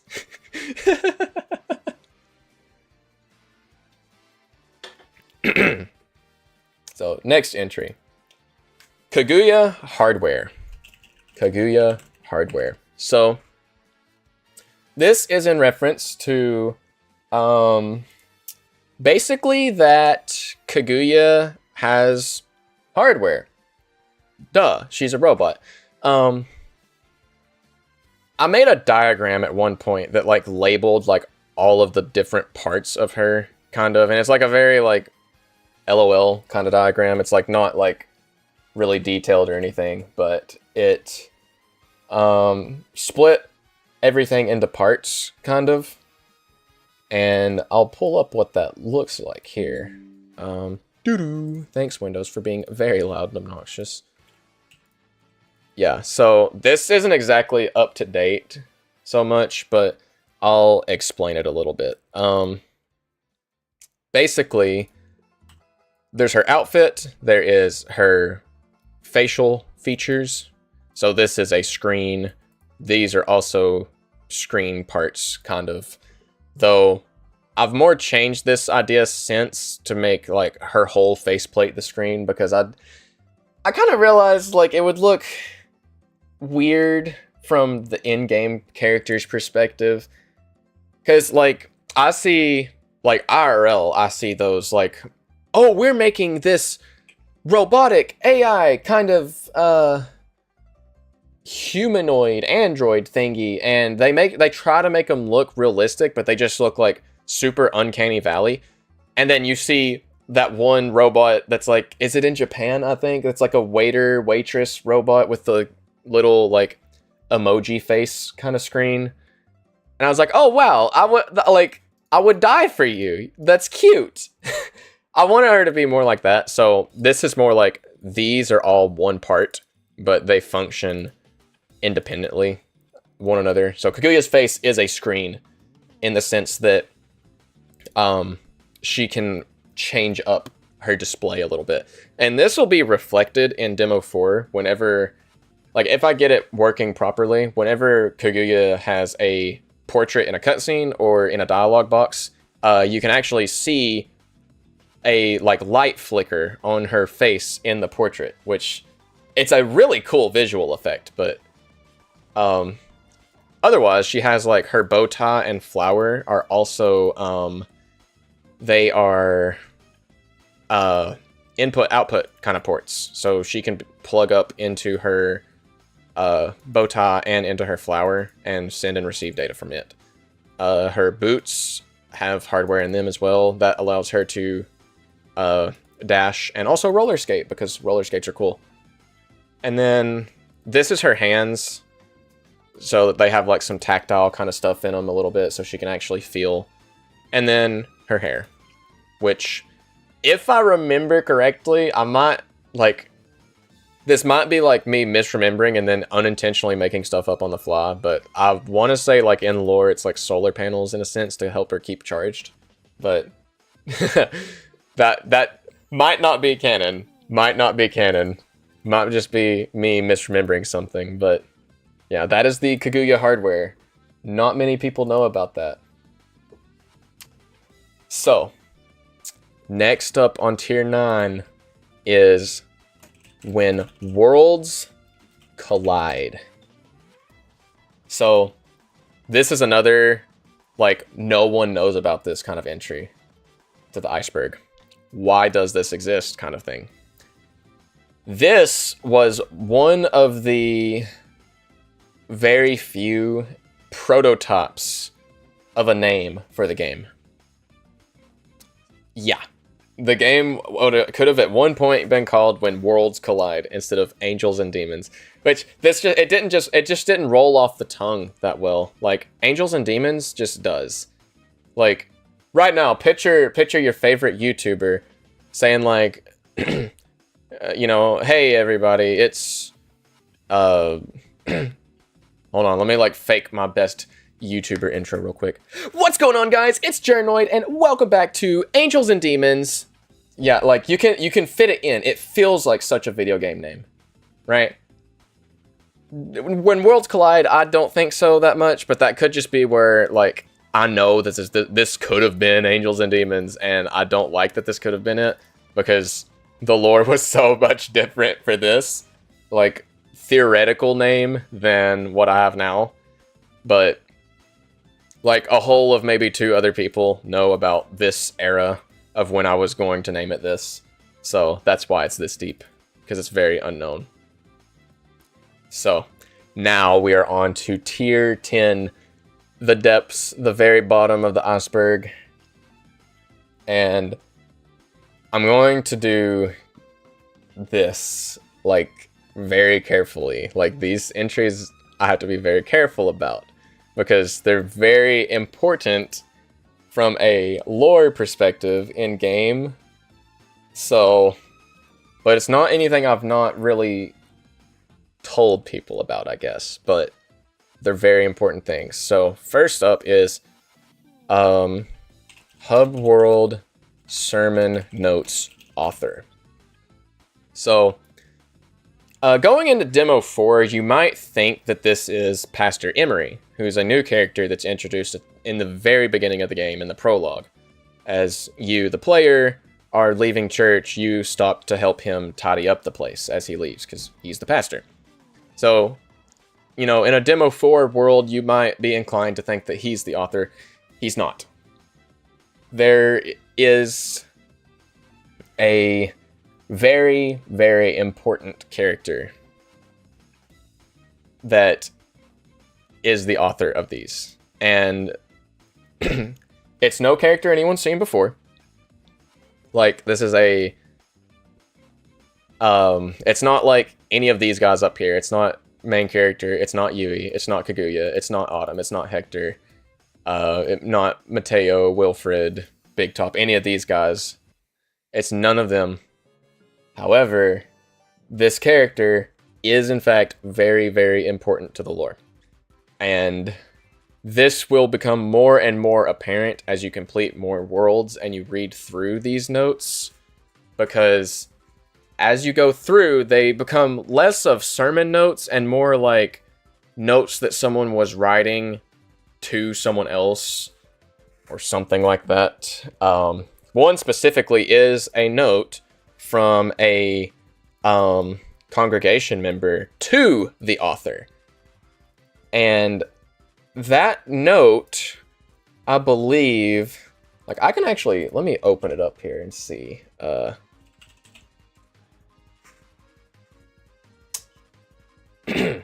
Yeah, after you beat World 3 specifically is when it starts getting, like, really interesting.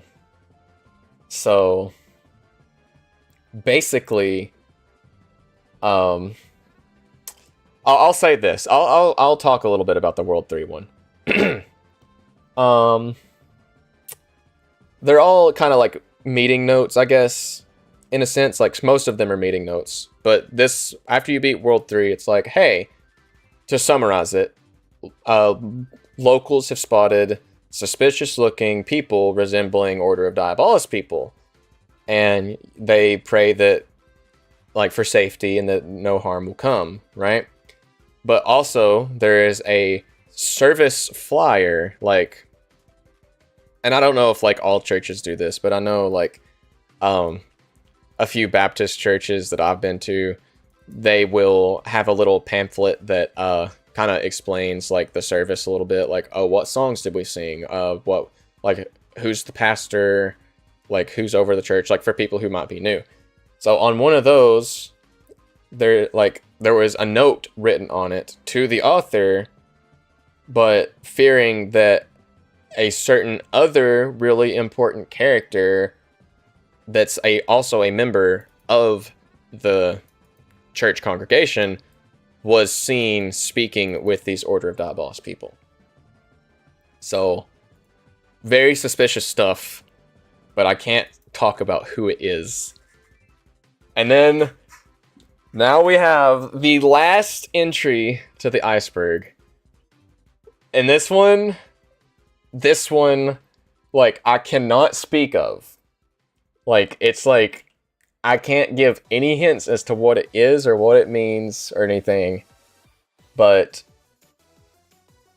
like, I'll let the entry do the speaking for me.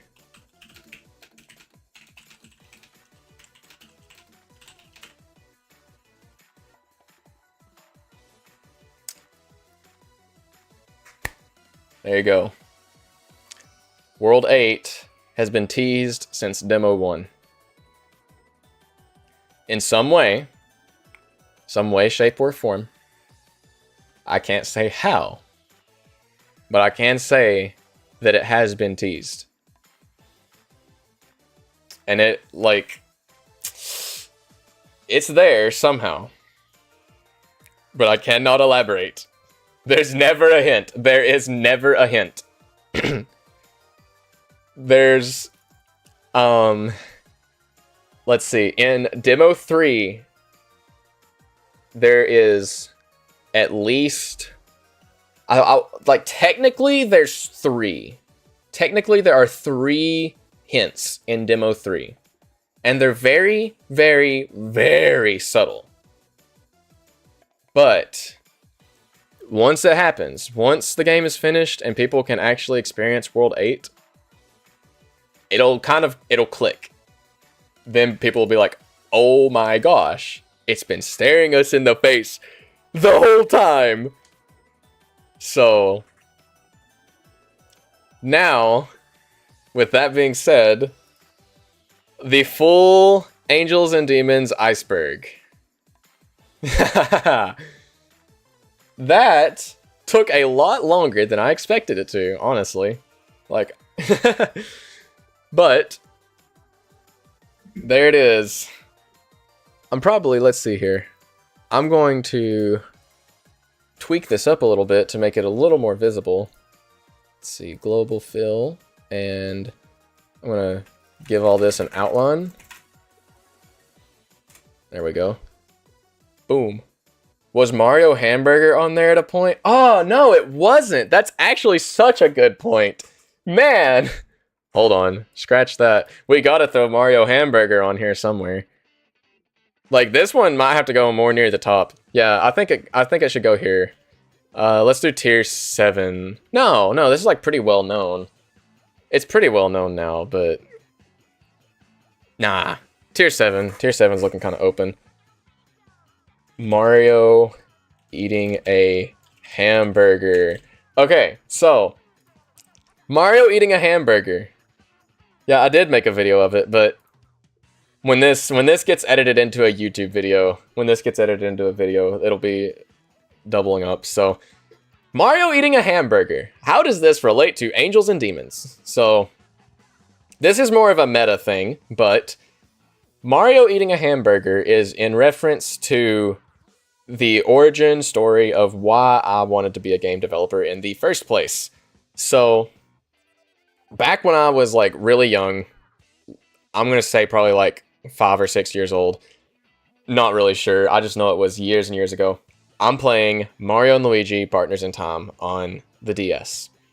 And me being amazing at RPGs, truly, honestly, no sarcasm for sure.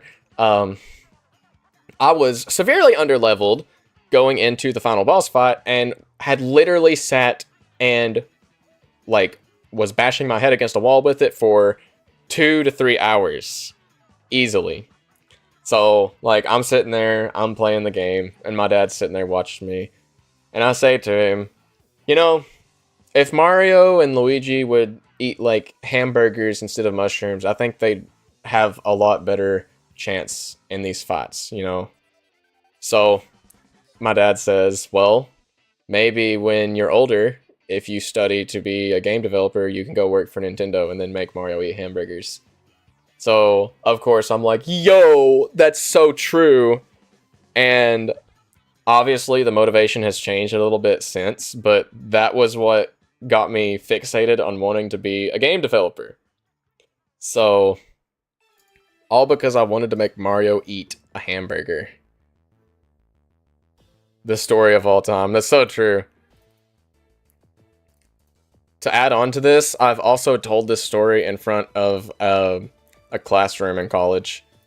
My very first class in college, it was like one of those kind of, it wasn't like a orientation, but it was a, it's like one of those like success classes, like how to study in college kind of things. professor asked us to, like, we would all go around and, like, say, like, what our motivation for our field was. And, like, for some people, it's just like, oh, yeah, I want to have a good job. Or others was like, you know, I want to do this, that, and the other. I was like, yeah, when I was, like, 5 or 6, I thought Mario should eat hamburgers instead of mushrooms. So, like... It was really funny. It was really funny. Like, a lot of people were laughing. Though I'm not sure if they were laughing at me or the story. I'm going to say they're laughing at the story, though. So. Now the iceberg is finished. The final-ish, probably, Angels and Demons iceberg. Full 10 tiers going all the way down to the depths. Now I'm going to cook this up a little bit and make it look nice. So. The iceberg of all time. So true. So, we'll slap an outline on everything, and I'm going to save this, and this is Angels and Demons Iceberg. Yup. That is so unbelievably cooked. That took, like, such a long time, because I was explaining, like, everything with it, too, for the most part. Very cool. So now that this is done, we could run up some tier lists, perhaps. Now I had some ideas here for what to do for a tier list. Let me look at that. So this one is going to be a little more tough to do, I guess. Since I'll have to, like, make the template myself, because I'll sit here for hours trying to, like, crop all the images for characters to go on to one of these. So we'll just throw one together here. Shouldn't take but just a second. So, oh, where's my color wheel? Live creation of a tier list for sure. So S tier, A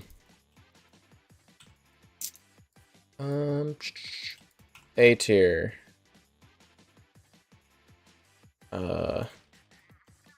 B tier, C tier. Actually, maybe I'll just look up a template. Tier list template. Ain't using tier maker. I'm done. Yeah, here we go. This will be better. So that way it's at least consistent with what other people do. There we go. The tier list! Alright. So, first one. Now I have 3 ideas for what we could do here. And there's power scaling, so like ranking characters based on their power. Bosses, and worlds. So like the different worlds in the game. So I guess we'll go with power scaling first. So we'll get main character in here, obligatory first. Main character, power scale. I'm gonna say, like, and this might be kind of biased, honestly. A little bit biased on my end, but I'm going to say A tier, but only because he's like one of the only characters that you can play as that can actually kill people. Like, Yui won't kill people. Like, angelic code and everything, she won't sin. Kaguya goes against her programming. You don't have control over the main character like you, like, or over Autumn and Hector like you do the main character. You don't have control over them too, like him. So they won't. But yeah, A tier for main character. Plus he's just overall pretty balanced in terms of like what he does. Yui, honestly, I'm thinking Yui is like a solid S tier. Honestly. Like Yui S tier because one, she's an angel, so she's not bound by the same rules as humans are. Also,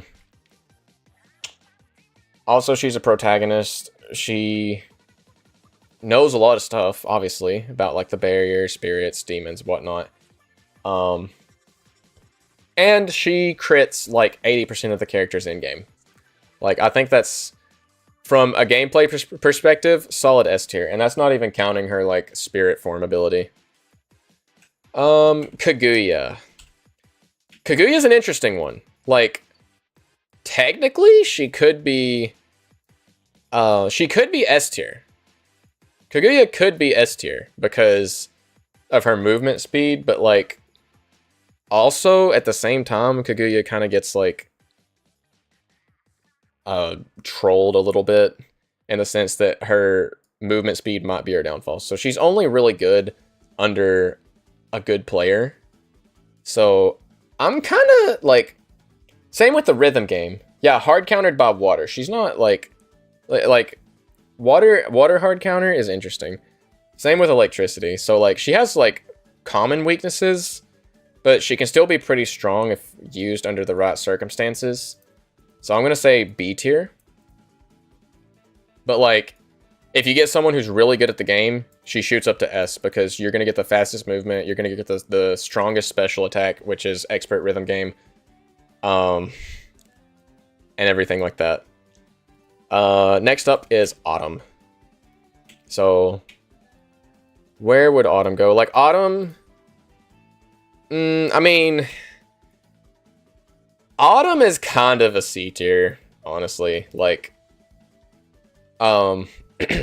she's very evasive, but her attacks that she will have aren't really the best. Like, she does have a gun. She does have a gun.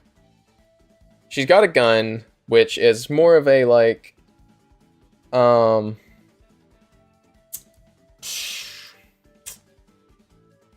it's a ray gun, right? So it's not like putting a bullet through someone, but also it is what it is. Like, it's interesting. It's an interesting perspective.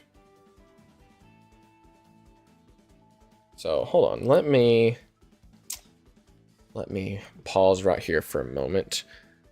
I'm going to go and take another stretch break because it's been a while. So give me about 5 minutes and I will be right back.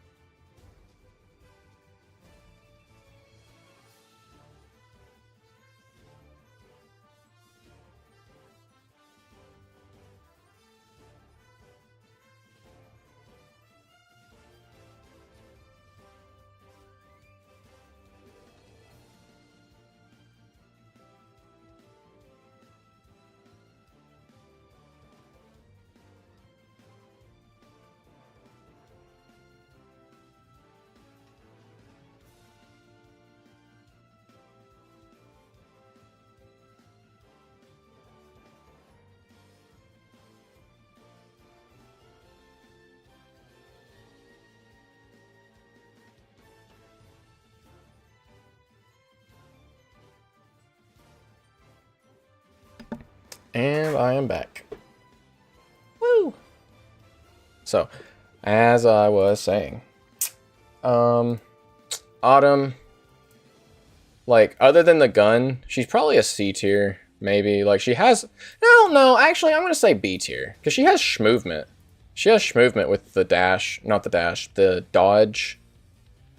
Dodge gives her schmovement and, like, a lot of good defensive capabilities if you use it properly. So she'll go on B tier here with Kaguya. So now we need Hector. Hector, the GOAT, S tier. So Hector S tier for sure, because his abilities will be insane. Hoverboard's really cool. Clone, probably going to be one of the most busted things in the whole game. Current plans for it are, like, it basically works like the bubble flower from Mario Wonder, but dialed up to 100. You know, infinite height jumping, if I decide to keep that in. In battle, his ability, you'll be able to affect a party member with cloning, basically. You'll put in place of them a clone that will make the next hit they take be 0 damage. And that's not even getting into the possible attacks, because the attacks that the clone machine allows you to use will be infinites. So, like, they'll ramp up in speed and difficulty. So if you are really good at timing and everything, you'll be able to, like, really, really, really dish out a lot of damage. So, Hector, S tier for power scaling. Should probably, let me actually put that up here. And then we'll make a thing here. Oh, where's my colors?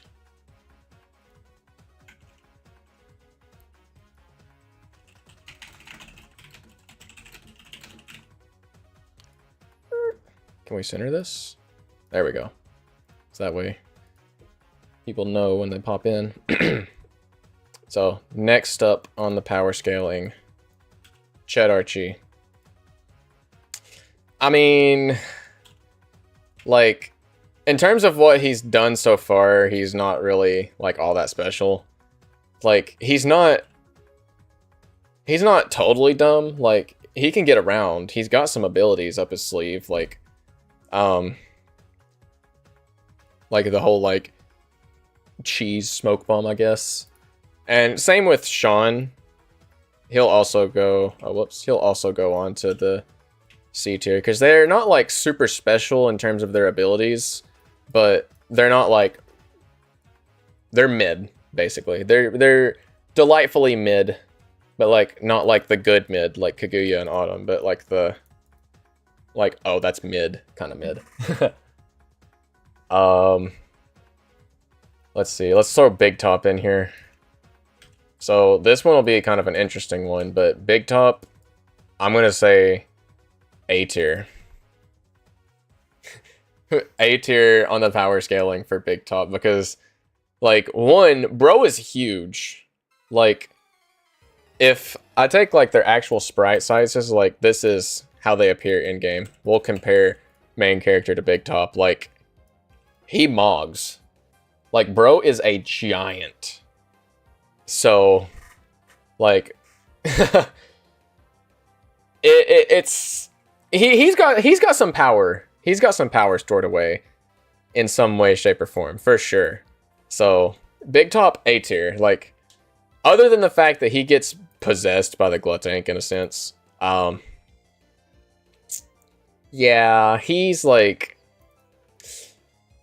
yeah, like, the Glutarist is also pretty difficult in the game too. Like, that's another point of feedback I've received, is that he's pretty difficult. So that kind of adds on to Big Top. So next up we'll get Mateo.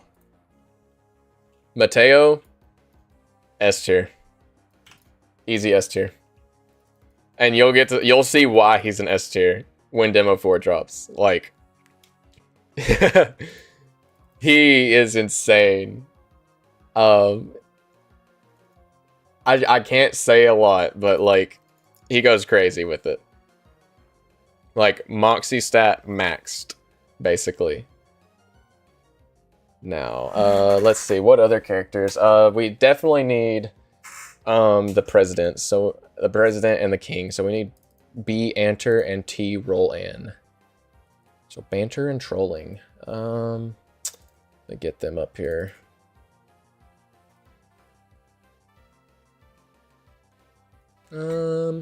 What's a good frame?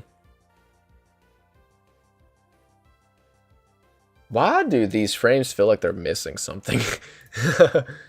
Something feels like it's missing here, but we'll get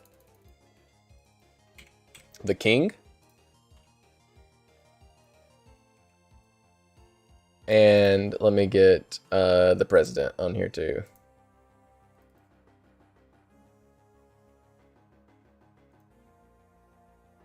We gotta get the yapping one. Troll and yappy. So, the king and the president, I think, are both gonna be... they're both gonna chill on A tier as well, I believe. Like, I think they're both A tier residents.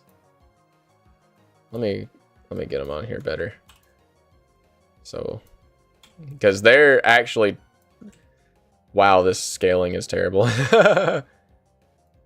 They're about the same size as Big Top. So, like, they also, like, really mog in terms of size. So, yeah, King Banter, President Trollin, A tier. Like, not only because, like, they mog with, like, their giants, but also because, like, they both have their own armies they command, like... So not only are they kind of, like, threatening on their own in terms of, like, they could, like, crush you, like, they have a whole army that they lead as well, each of them. And, you know, if they work together, like, crazy things happen. Like, with the World 2 Dream cutscene. Next up, what's another... now this one I'm gonna feel a little bad about doing, but Pastor Emery, right? We'll throw him on here. Like he's literally just an old guy, so he's gonna have to go on E tier, sadly. Like for the power scaling, like purely based on his physical abilities, like he's it's just an old man, so he's not like super like athletic or anything, but he's the main character. He's a pretty important character, so he's got to go up here. Let's go with Samantha from Green Sun Smoothies. That's another important recurring character. Yeah, I'm gonna close some of these other sprites out so we got some room here on the taskbar. Green Sun Smoothies, Samantha. Now this one's an interesting one. You might not think this is an interesting one, but like, she could go from D tier because like, other than like, she's just like young and able. She could go to S tier because how does she get from each Green Sun Smoothies location conveniently so you, the player, can, you know, interact with her? Like, she, like, exhibits either this is like a nurse's joy kind of scenario where there's just, like, multiple of her character, like, multiple, like, identical twins, triplets, quadruplets, whatever, or she is just different. So I think she's going to go on S tier just because how does she do that? Let's see, who else do we have here?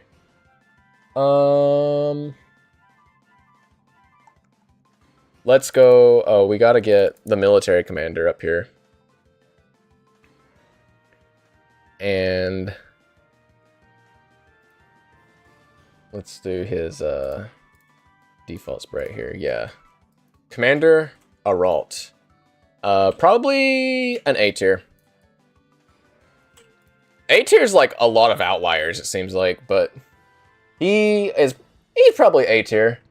Like, I mean, he's a military commander, you know? Like, he's got to be pretty strong, as is. Like, but, like, obviously, if main character and Yui can just kind of, like, show up and dink him real good, then he's not, like, S tier strong. So if he gets floored by the A tiers, then he's an A tier. Let's see. We definitely need... let's get Kaylee and Oswald, my goats. So, Kaylee and Oswald, you hate to be like this, but I'm gonna say D tier for both of them. Like, as far as we know, like, they just get immediately, like, trolled by, the demons that take their form, K and Os. So, D tier. Like, other than, like, I mean, you could maybe argue that they're C tier. Like, because, I mean, they've got to be relatively impressive with their, like, skills to be, like, royal clowns, I guess. But, nah, I think D tier's a little unpopulated. They're going to be D tier. We'll D tier them there. Let's see. What else do we got?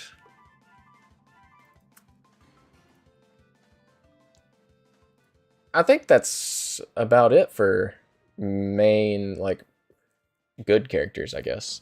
So let's run up some enemies. Now, I'm obviously not going to do all the enemies because, like, that's pretty, like, cut and dry. Like, you know, Glutlet's going to be an E tier for sure. Right? But I will do the boss enemies, so... Glutank, for sure. Let's see. The Glutank. Rare Sprite. And Glutank. I think he's going to be... On the power scaling, he's going to be... A tier. So, Glutank A tier. He's capable of possession, but it's pretty difficult for him. He's obviously pretty strong. Like, he's a pretty strong demon in terms of, like, you know, he's, like, the final boss of World 1 in a sense, though only with Big Top. Yeah, not much else to say about him, I guess. Let's get, Glutarist.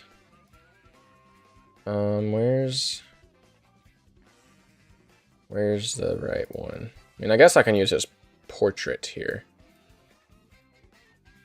No, not that one. That's not it. This one. Yeah. This is his new one. It's crispy. Is this like massive? Oh, it's massive. Glutarist. We'll say S tier because of rune related things. I'm just now thinking about it. I didn't put rune fusion on the tier list. Like, that's kind of a very important thing, and it's not there. Whoops. Oh, well. It won't be the last time a tier list is made, I'm sure. Or an Iceberg, my fault. Yeah, Glutarist, S tier. He's these two characters that are A tier, for one.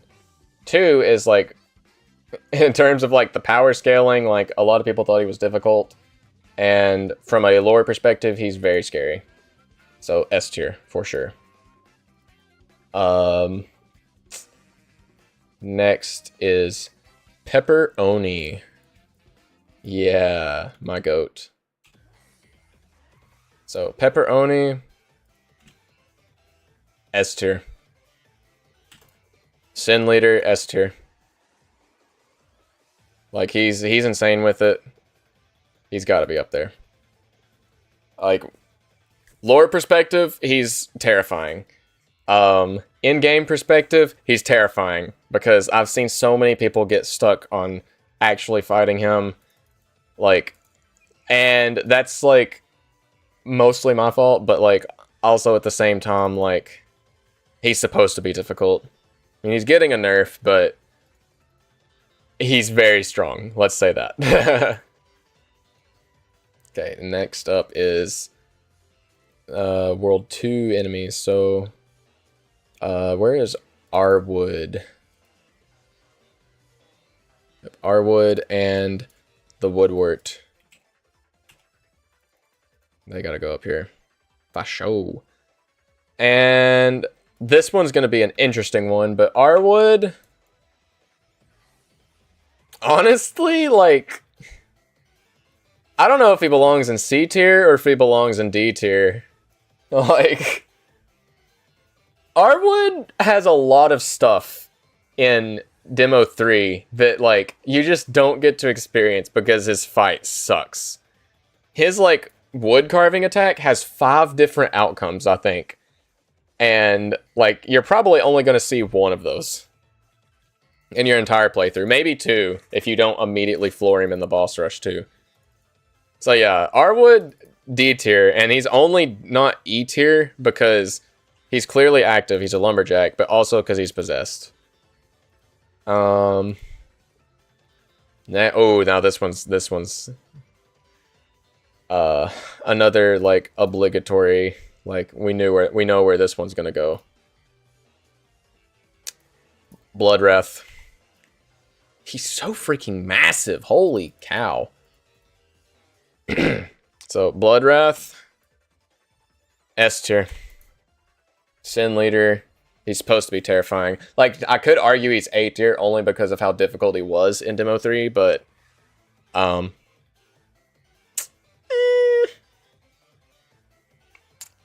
a lore perspective, he should be S tier.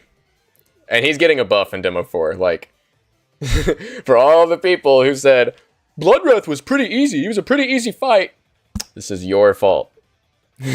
What happens next is your doing. So, and now we need some, let's get K and Os in here. So, I gotta find the sprite. Yeah, this one. K is probably going to be, I'm not sure, actually, like,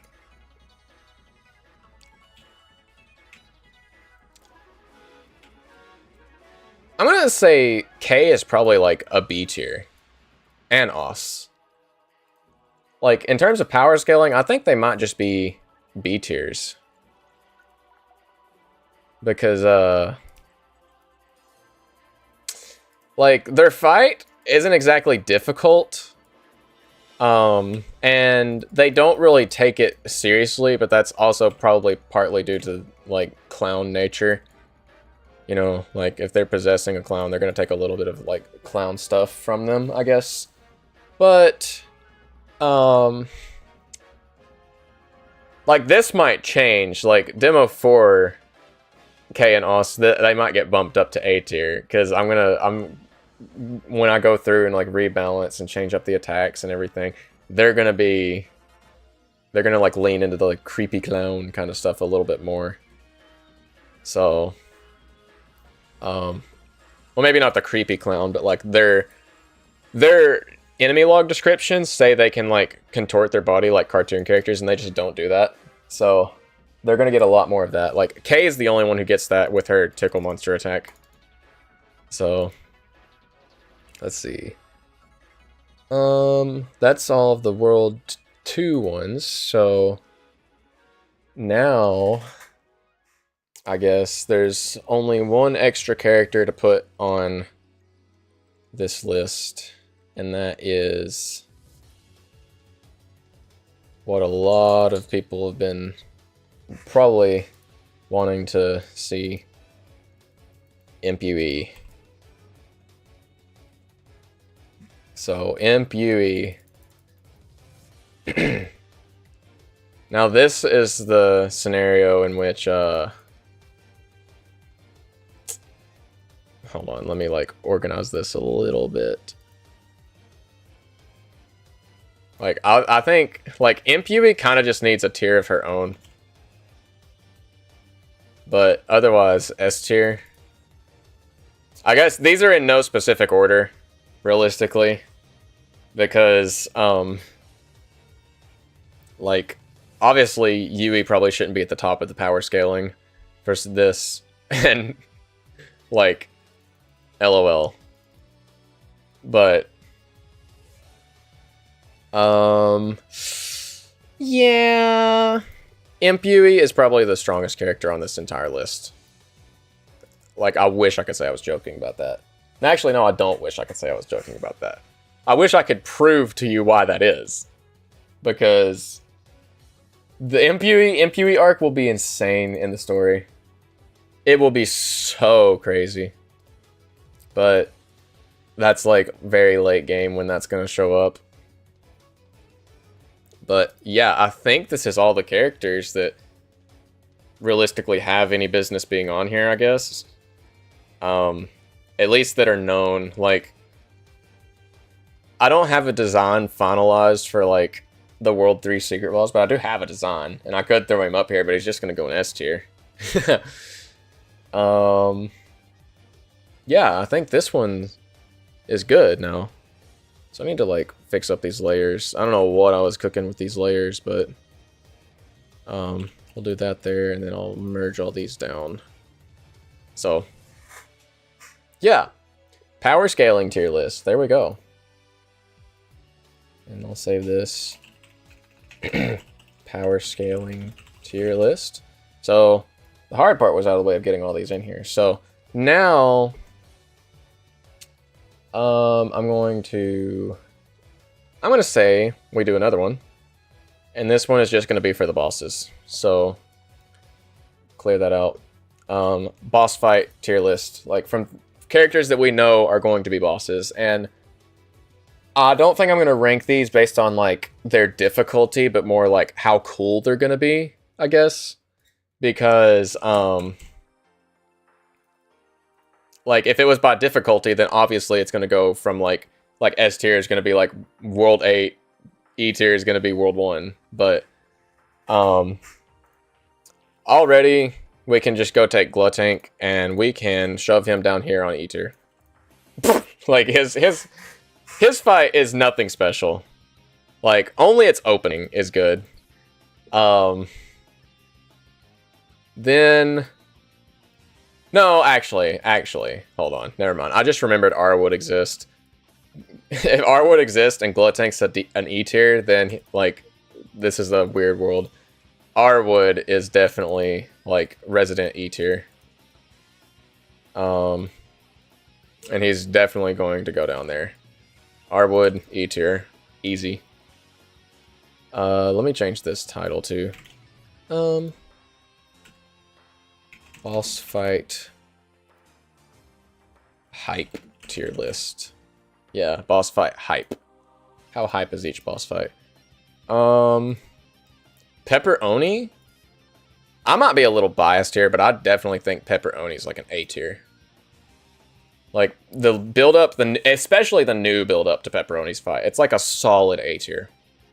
It definitely makes him look a lot more like scary in terms of like what kind of power he holds. Which I can't wait for people to see when Demo 4 is ready, but let's see, Glutarist. I guess Glutarist would be like a B tier maybe. Like, I mean, his fight, like, you kind of know, like, he's unexpected. Like, he gets the element of surprise, but otherwise, like, he's not super unique. Like, he kind of, like, makes attacks based off of the other demons in World 1. So, like, nothing too special. Like, he just gets that uniqueness factor. So, I'll say he's a B tier. So, there's the World 1. We got Arwood in there. K and Os. They, like, I'm biased with this one. Like, I thought the build-up to Kaenos's fight was pretty good. Like, it was very expected, though. Like, you kind of knew they were going to be, like, the final boss. So, I'm going to say, like, A tier. Like, it's an A tier, only because it was, like, not very subtle. You know? Like, you kind of knew they were going to be the fight. Now, Bloodwrath. Bloodwrath had a really cool build-up. Like, his build-up to his fight was insane, but it was lackluster, right? Like, his actual fight sucked. But, like, going up into the fight, and, like, especially now, like, Demo 4 Bloodwrath is going to be so much better, I hope. So, like, his is really solid. And then obligatory, oh my gosh, Impue. Where will she go? S tier. S tier. Easy. Easy S tier. Like, oh, I can, there's actually some other characters I can put onto this that are known fights, like, Kaguya. Yeah, Kaguya, where's she at? New sprites, yeah. Kaguya, get back over here. Whoops. Kaguya. The build up to Kaguya's fight. I'm thinking, like, S tier. No, I mean, no, it's gotta be A tier, because when it comes around, you'll know. Like, even if you've never played the game, you'll know she's going to be the final boss. So, like, of World 4, I guess. Like, it's not going to have that much of, like, an insane hype to it, but, like, the build-up will be pretty cool. Oh, Military Commander. Military Commander. I'll give him a C tier. I'll say C tier for Military Commander. Like, he's probably the most mid, like, you know, like, he seems, like, aggressive, but, like, he also gets that kind of, like, element of, like, oh, this is interesting. Like, you know, you're in an overworld fight with him. So, C tier. Hector. Yeah. So, let's see. Hector. And we'll give him the facepalm one, because he's like, why am I here? Hector. I can't say why, but S tier. Like, this one's gonna be really cool. I need you to trust me on that. Hector's will be really cool. So, what other bosses can I put on here? Like, I mean, I could probably, like, put placeholders for, like, bosses that don't have consistent designs yet. So, like, yeah, I'll do that, actually. Hold on. Let me get my colors set up here. Color wheel. We'll do white text.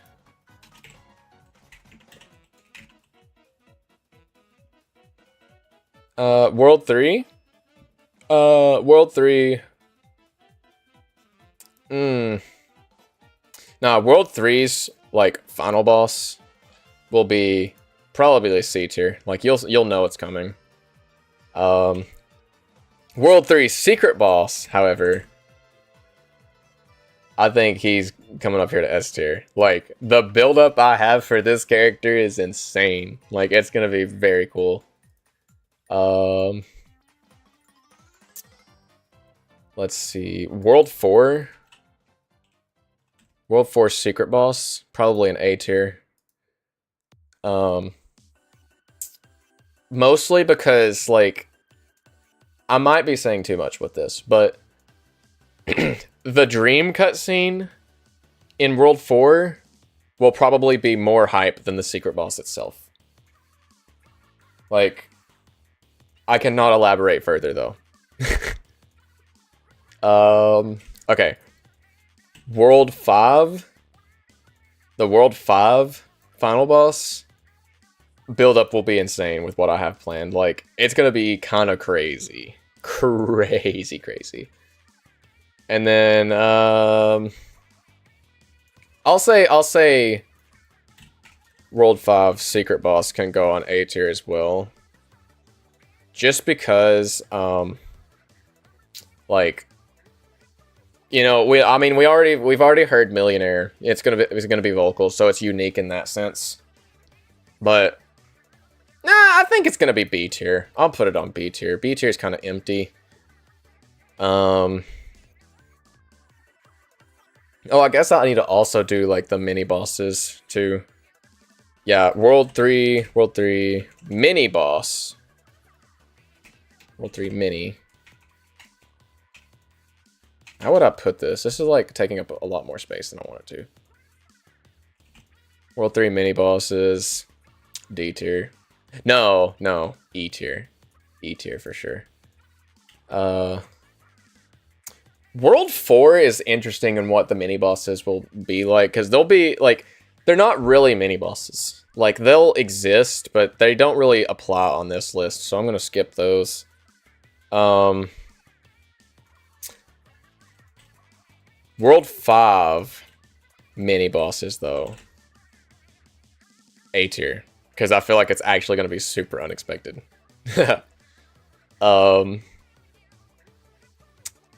Let's see.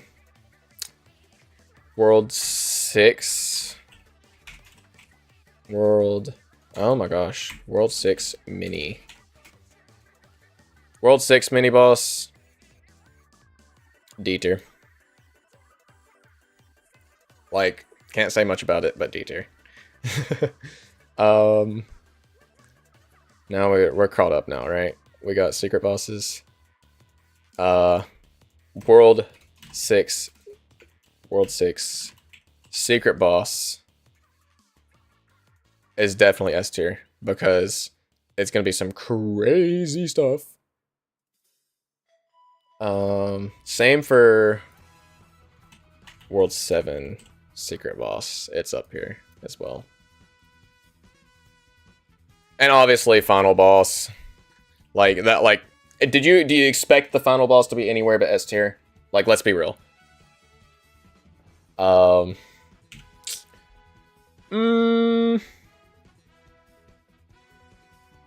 missing World 6 boss. World 6 boss is also up here. Yup. I get the World 6 mini. Yup. World 3 mini. This is very out of order. World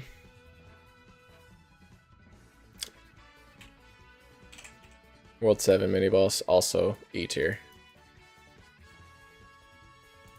Can't elaborate on these, but yeah, boss fight hype tier list. So Bloodwrath, Impui, Hector, World 3 secret boss, 6 secret boss, 7 secret boss, bosses for Worlds 5 and 6, and the final boss S tier. Pepperoni, Chaos, Kaguya, World 4 secret boss, World 5 mini boss, A tier. B tier, Glataris and the World 5 secret boss. C tier, Commander Arlt and World 3 final boss. D tier, Glutank and the World 6 mini boss. E tier, Arwood, World 3 mini, and World 7 mini. Yeah. So, I think that's actually, I feel like I'm missing, like, I guess we're not counting boss rush bosses, like anything that might be exclusive to that. So, there we go. So I'm going to do that, clear it out. We got one more that I can think of to do here. And this is going to be, how fun is each world? Like, how fun will each world be kind of tier list.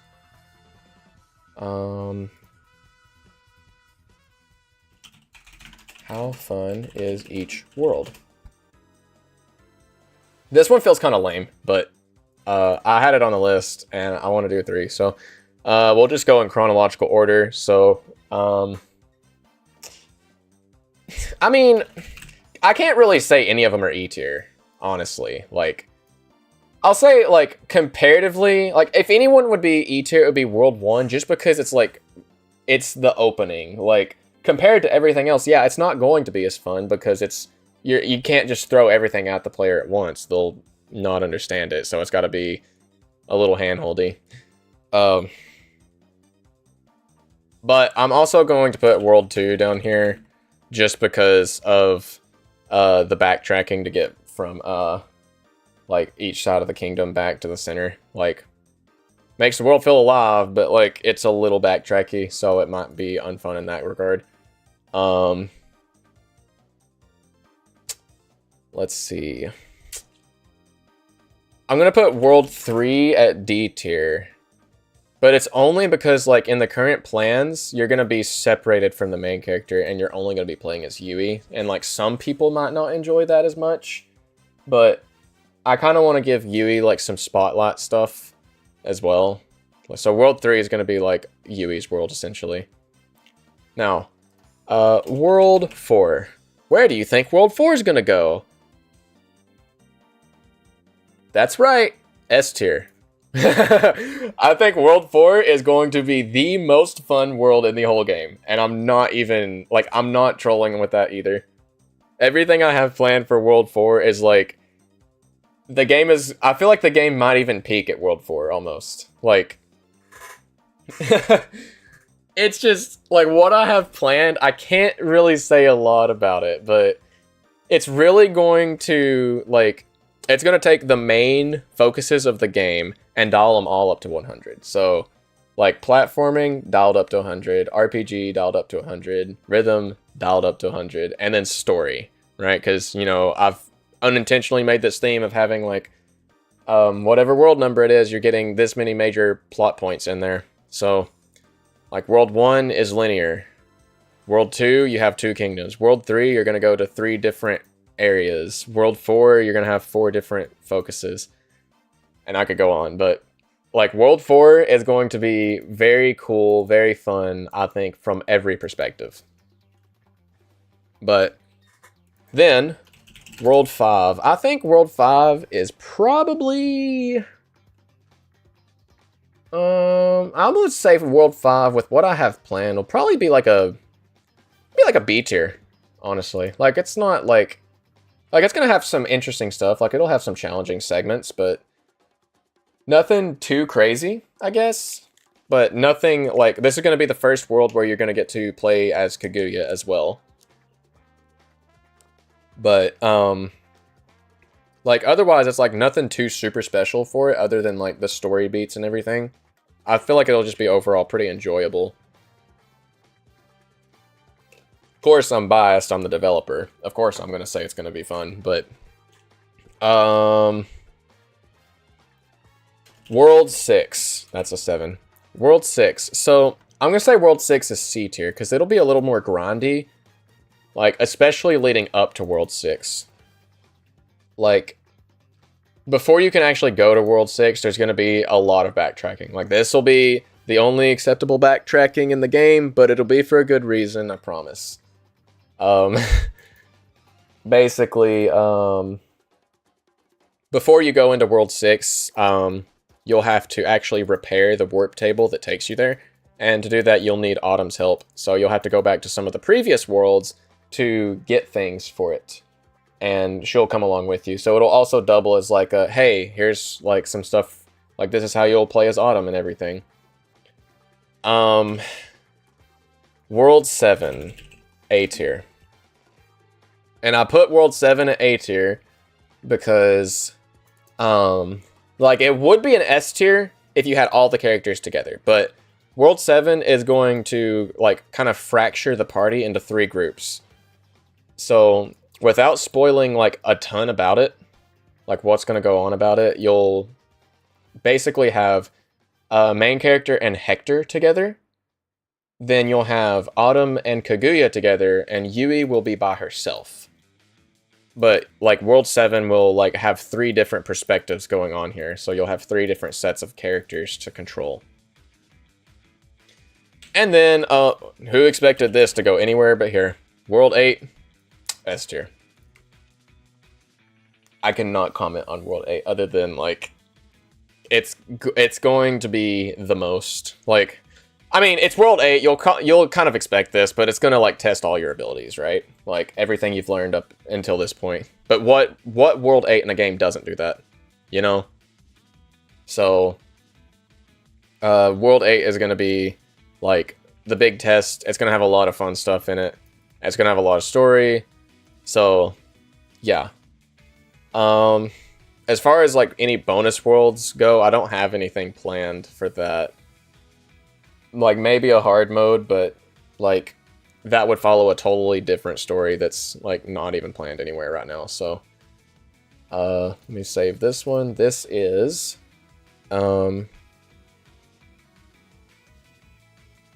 World Fun tier list. Oh, I'm realizing just now that I didn't save the original one. I accidentally overwrote it. Whoops. Hold on. Can I like, does my undo history go back that far? This might be insane. Let's see. Oh. I'm gonna have to go like all the way back to the beginning here. Whoops.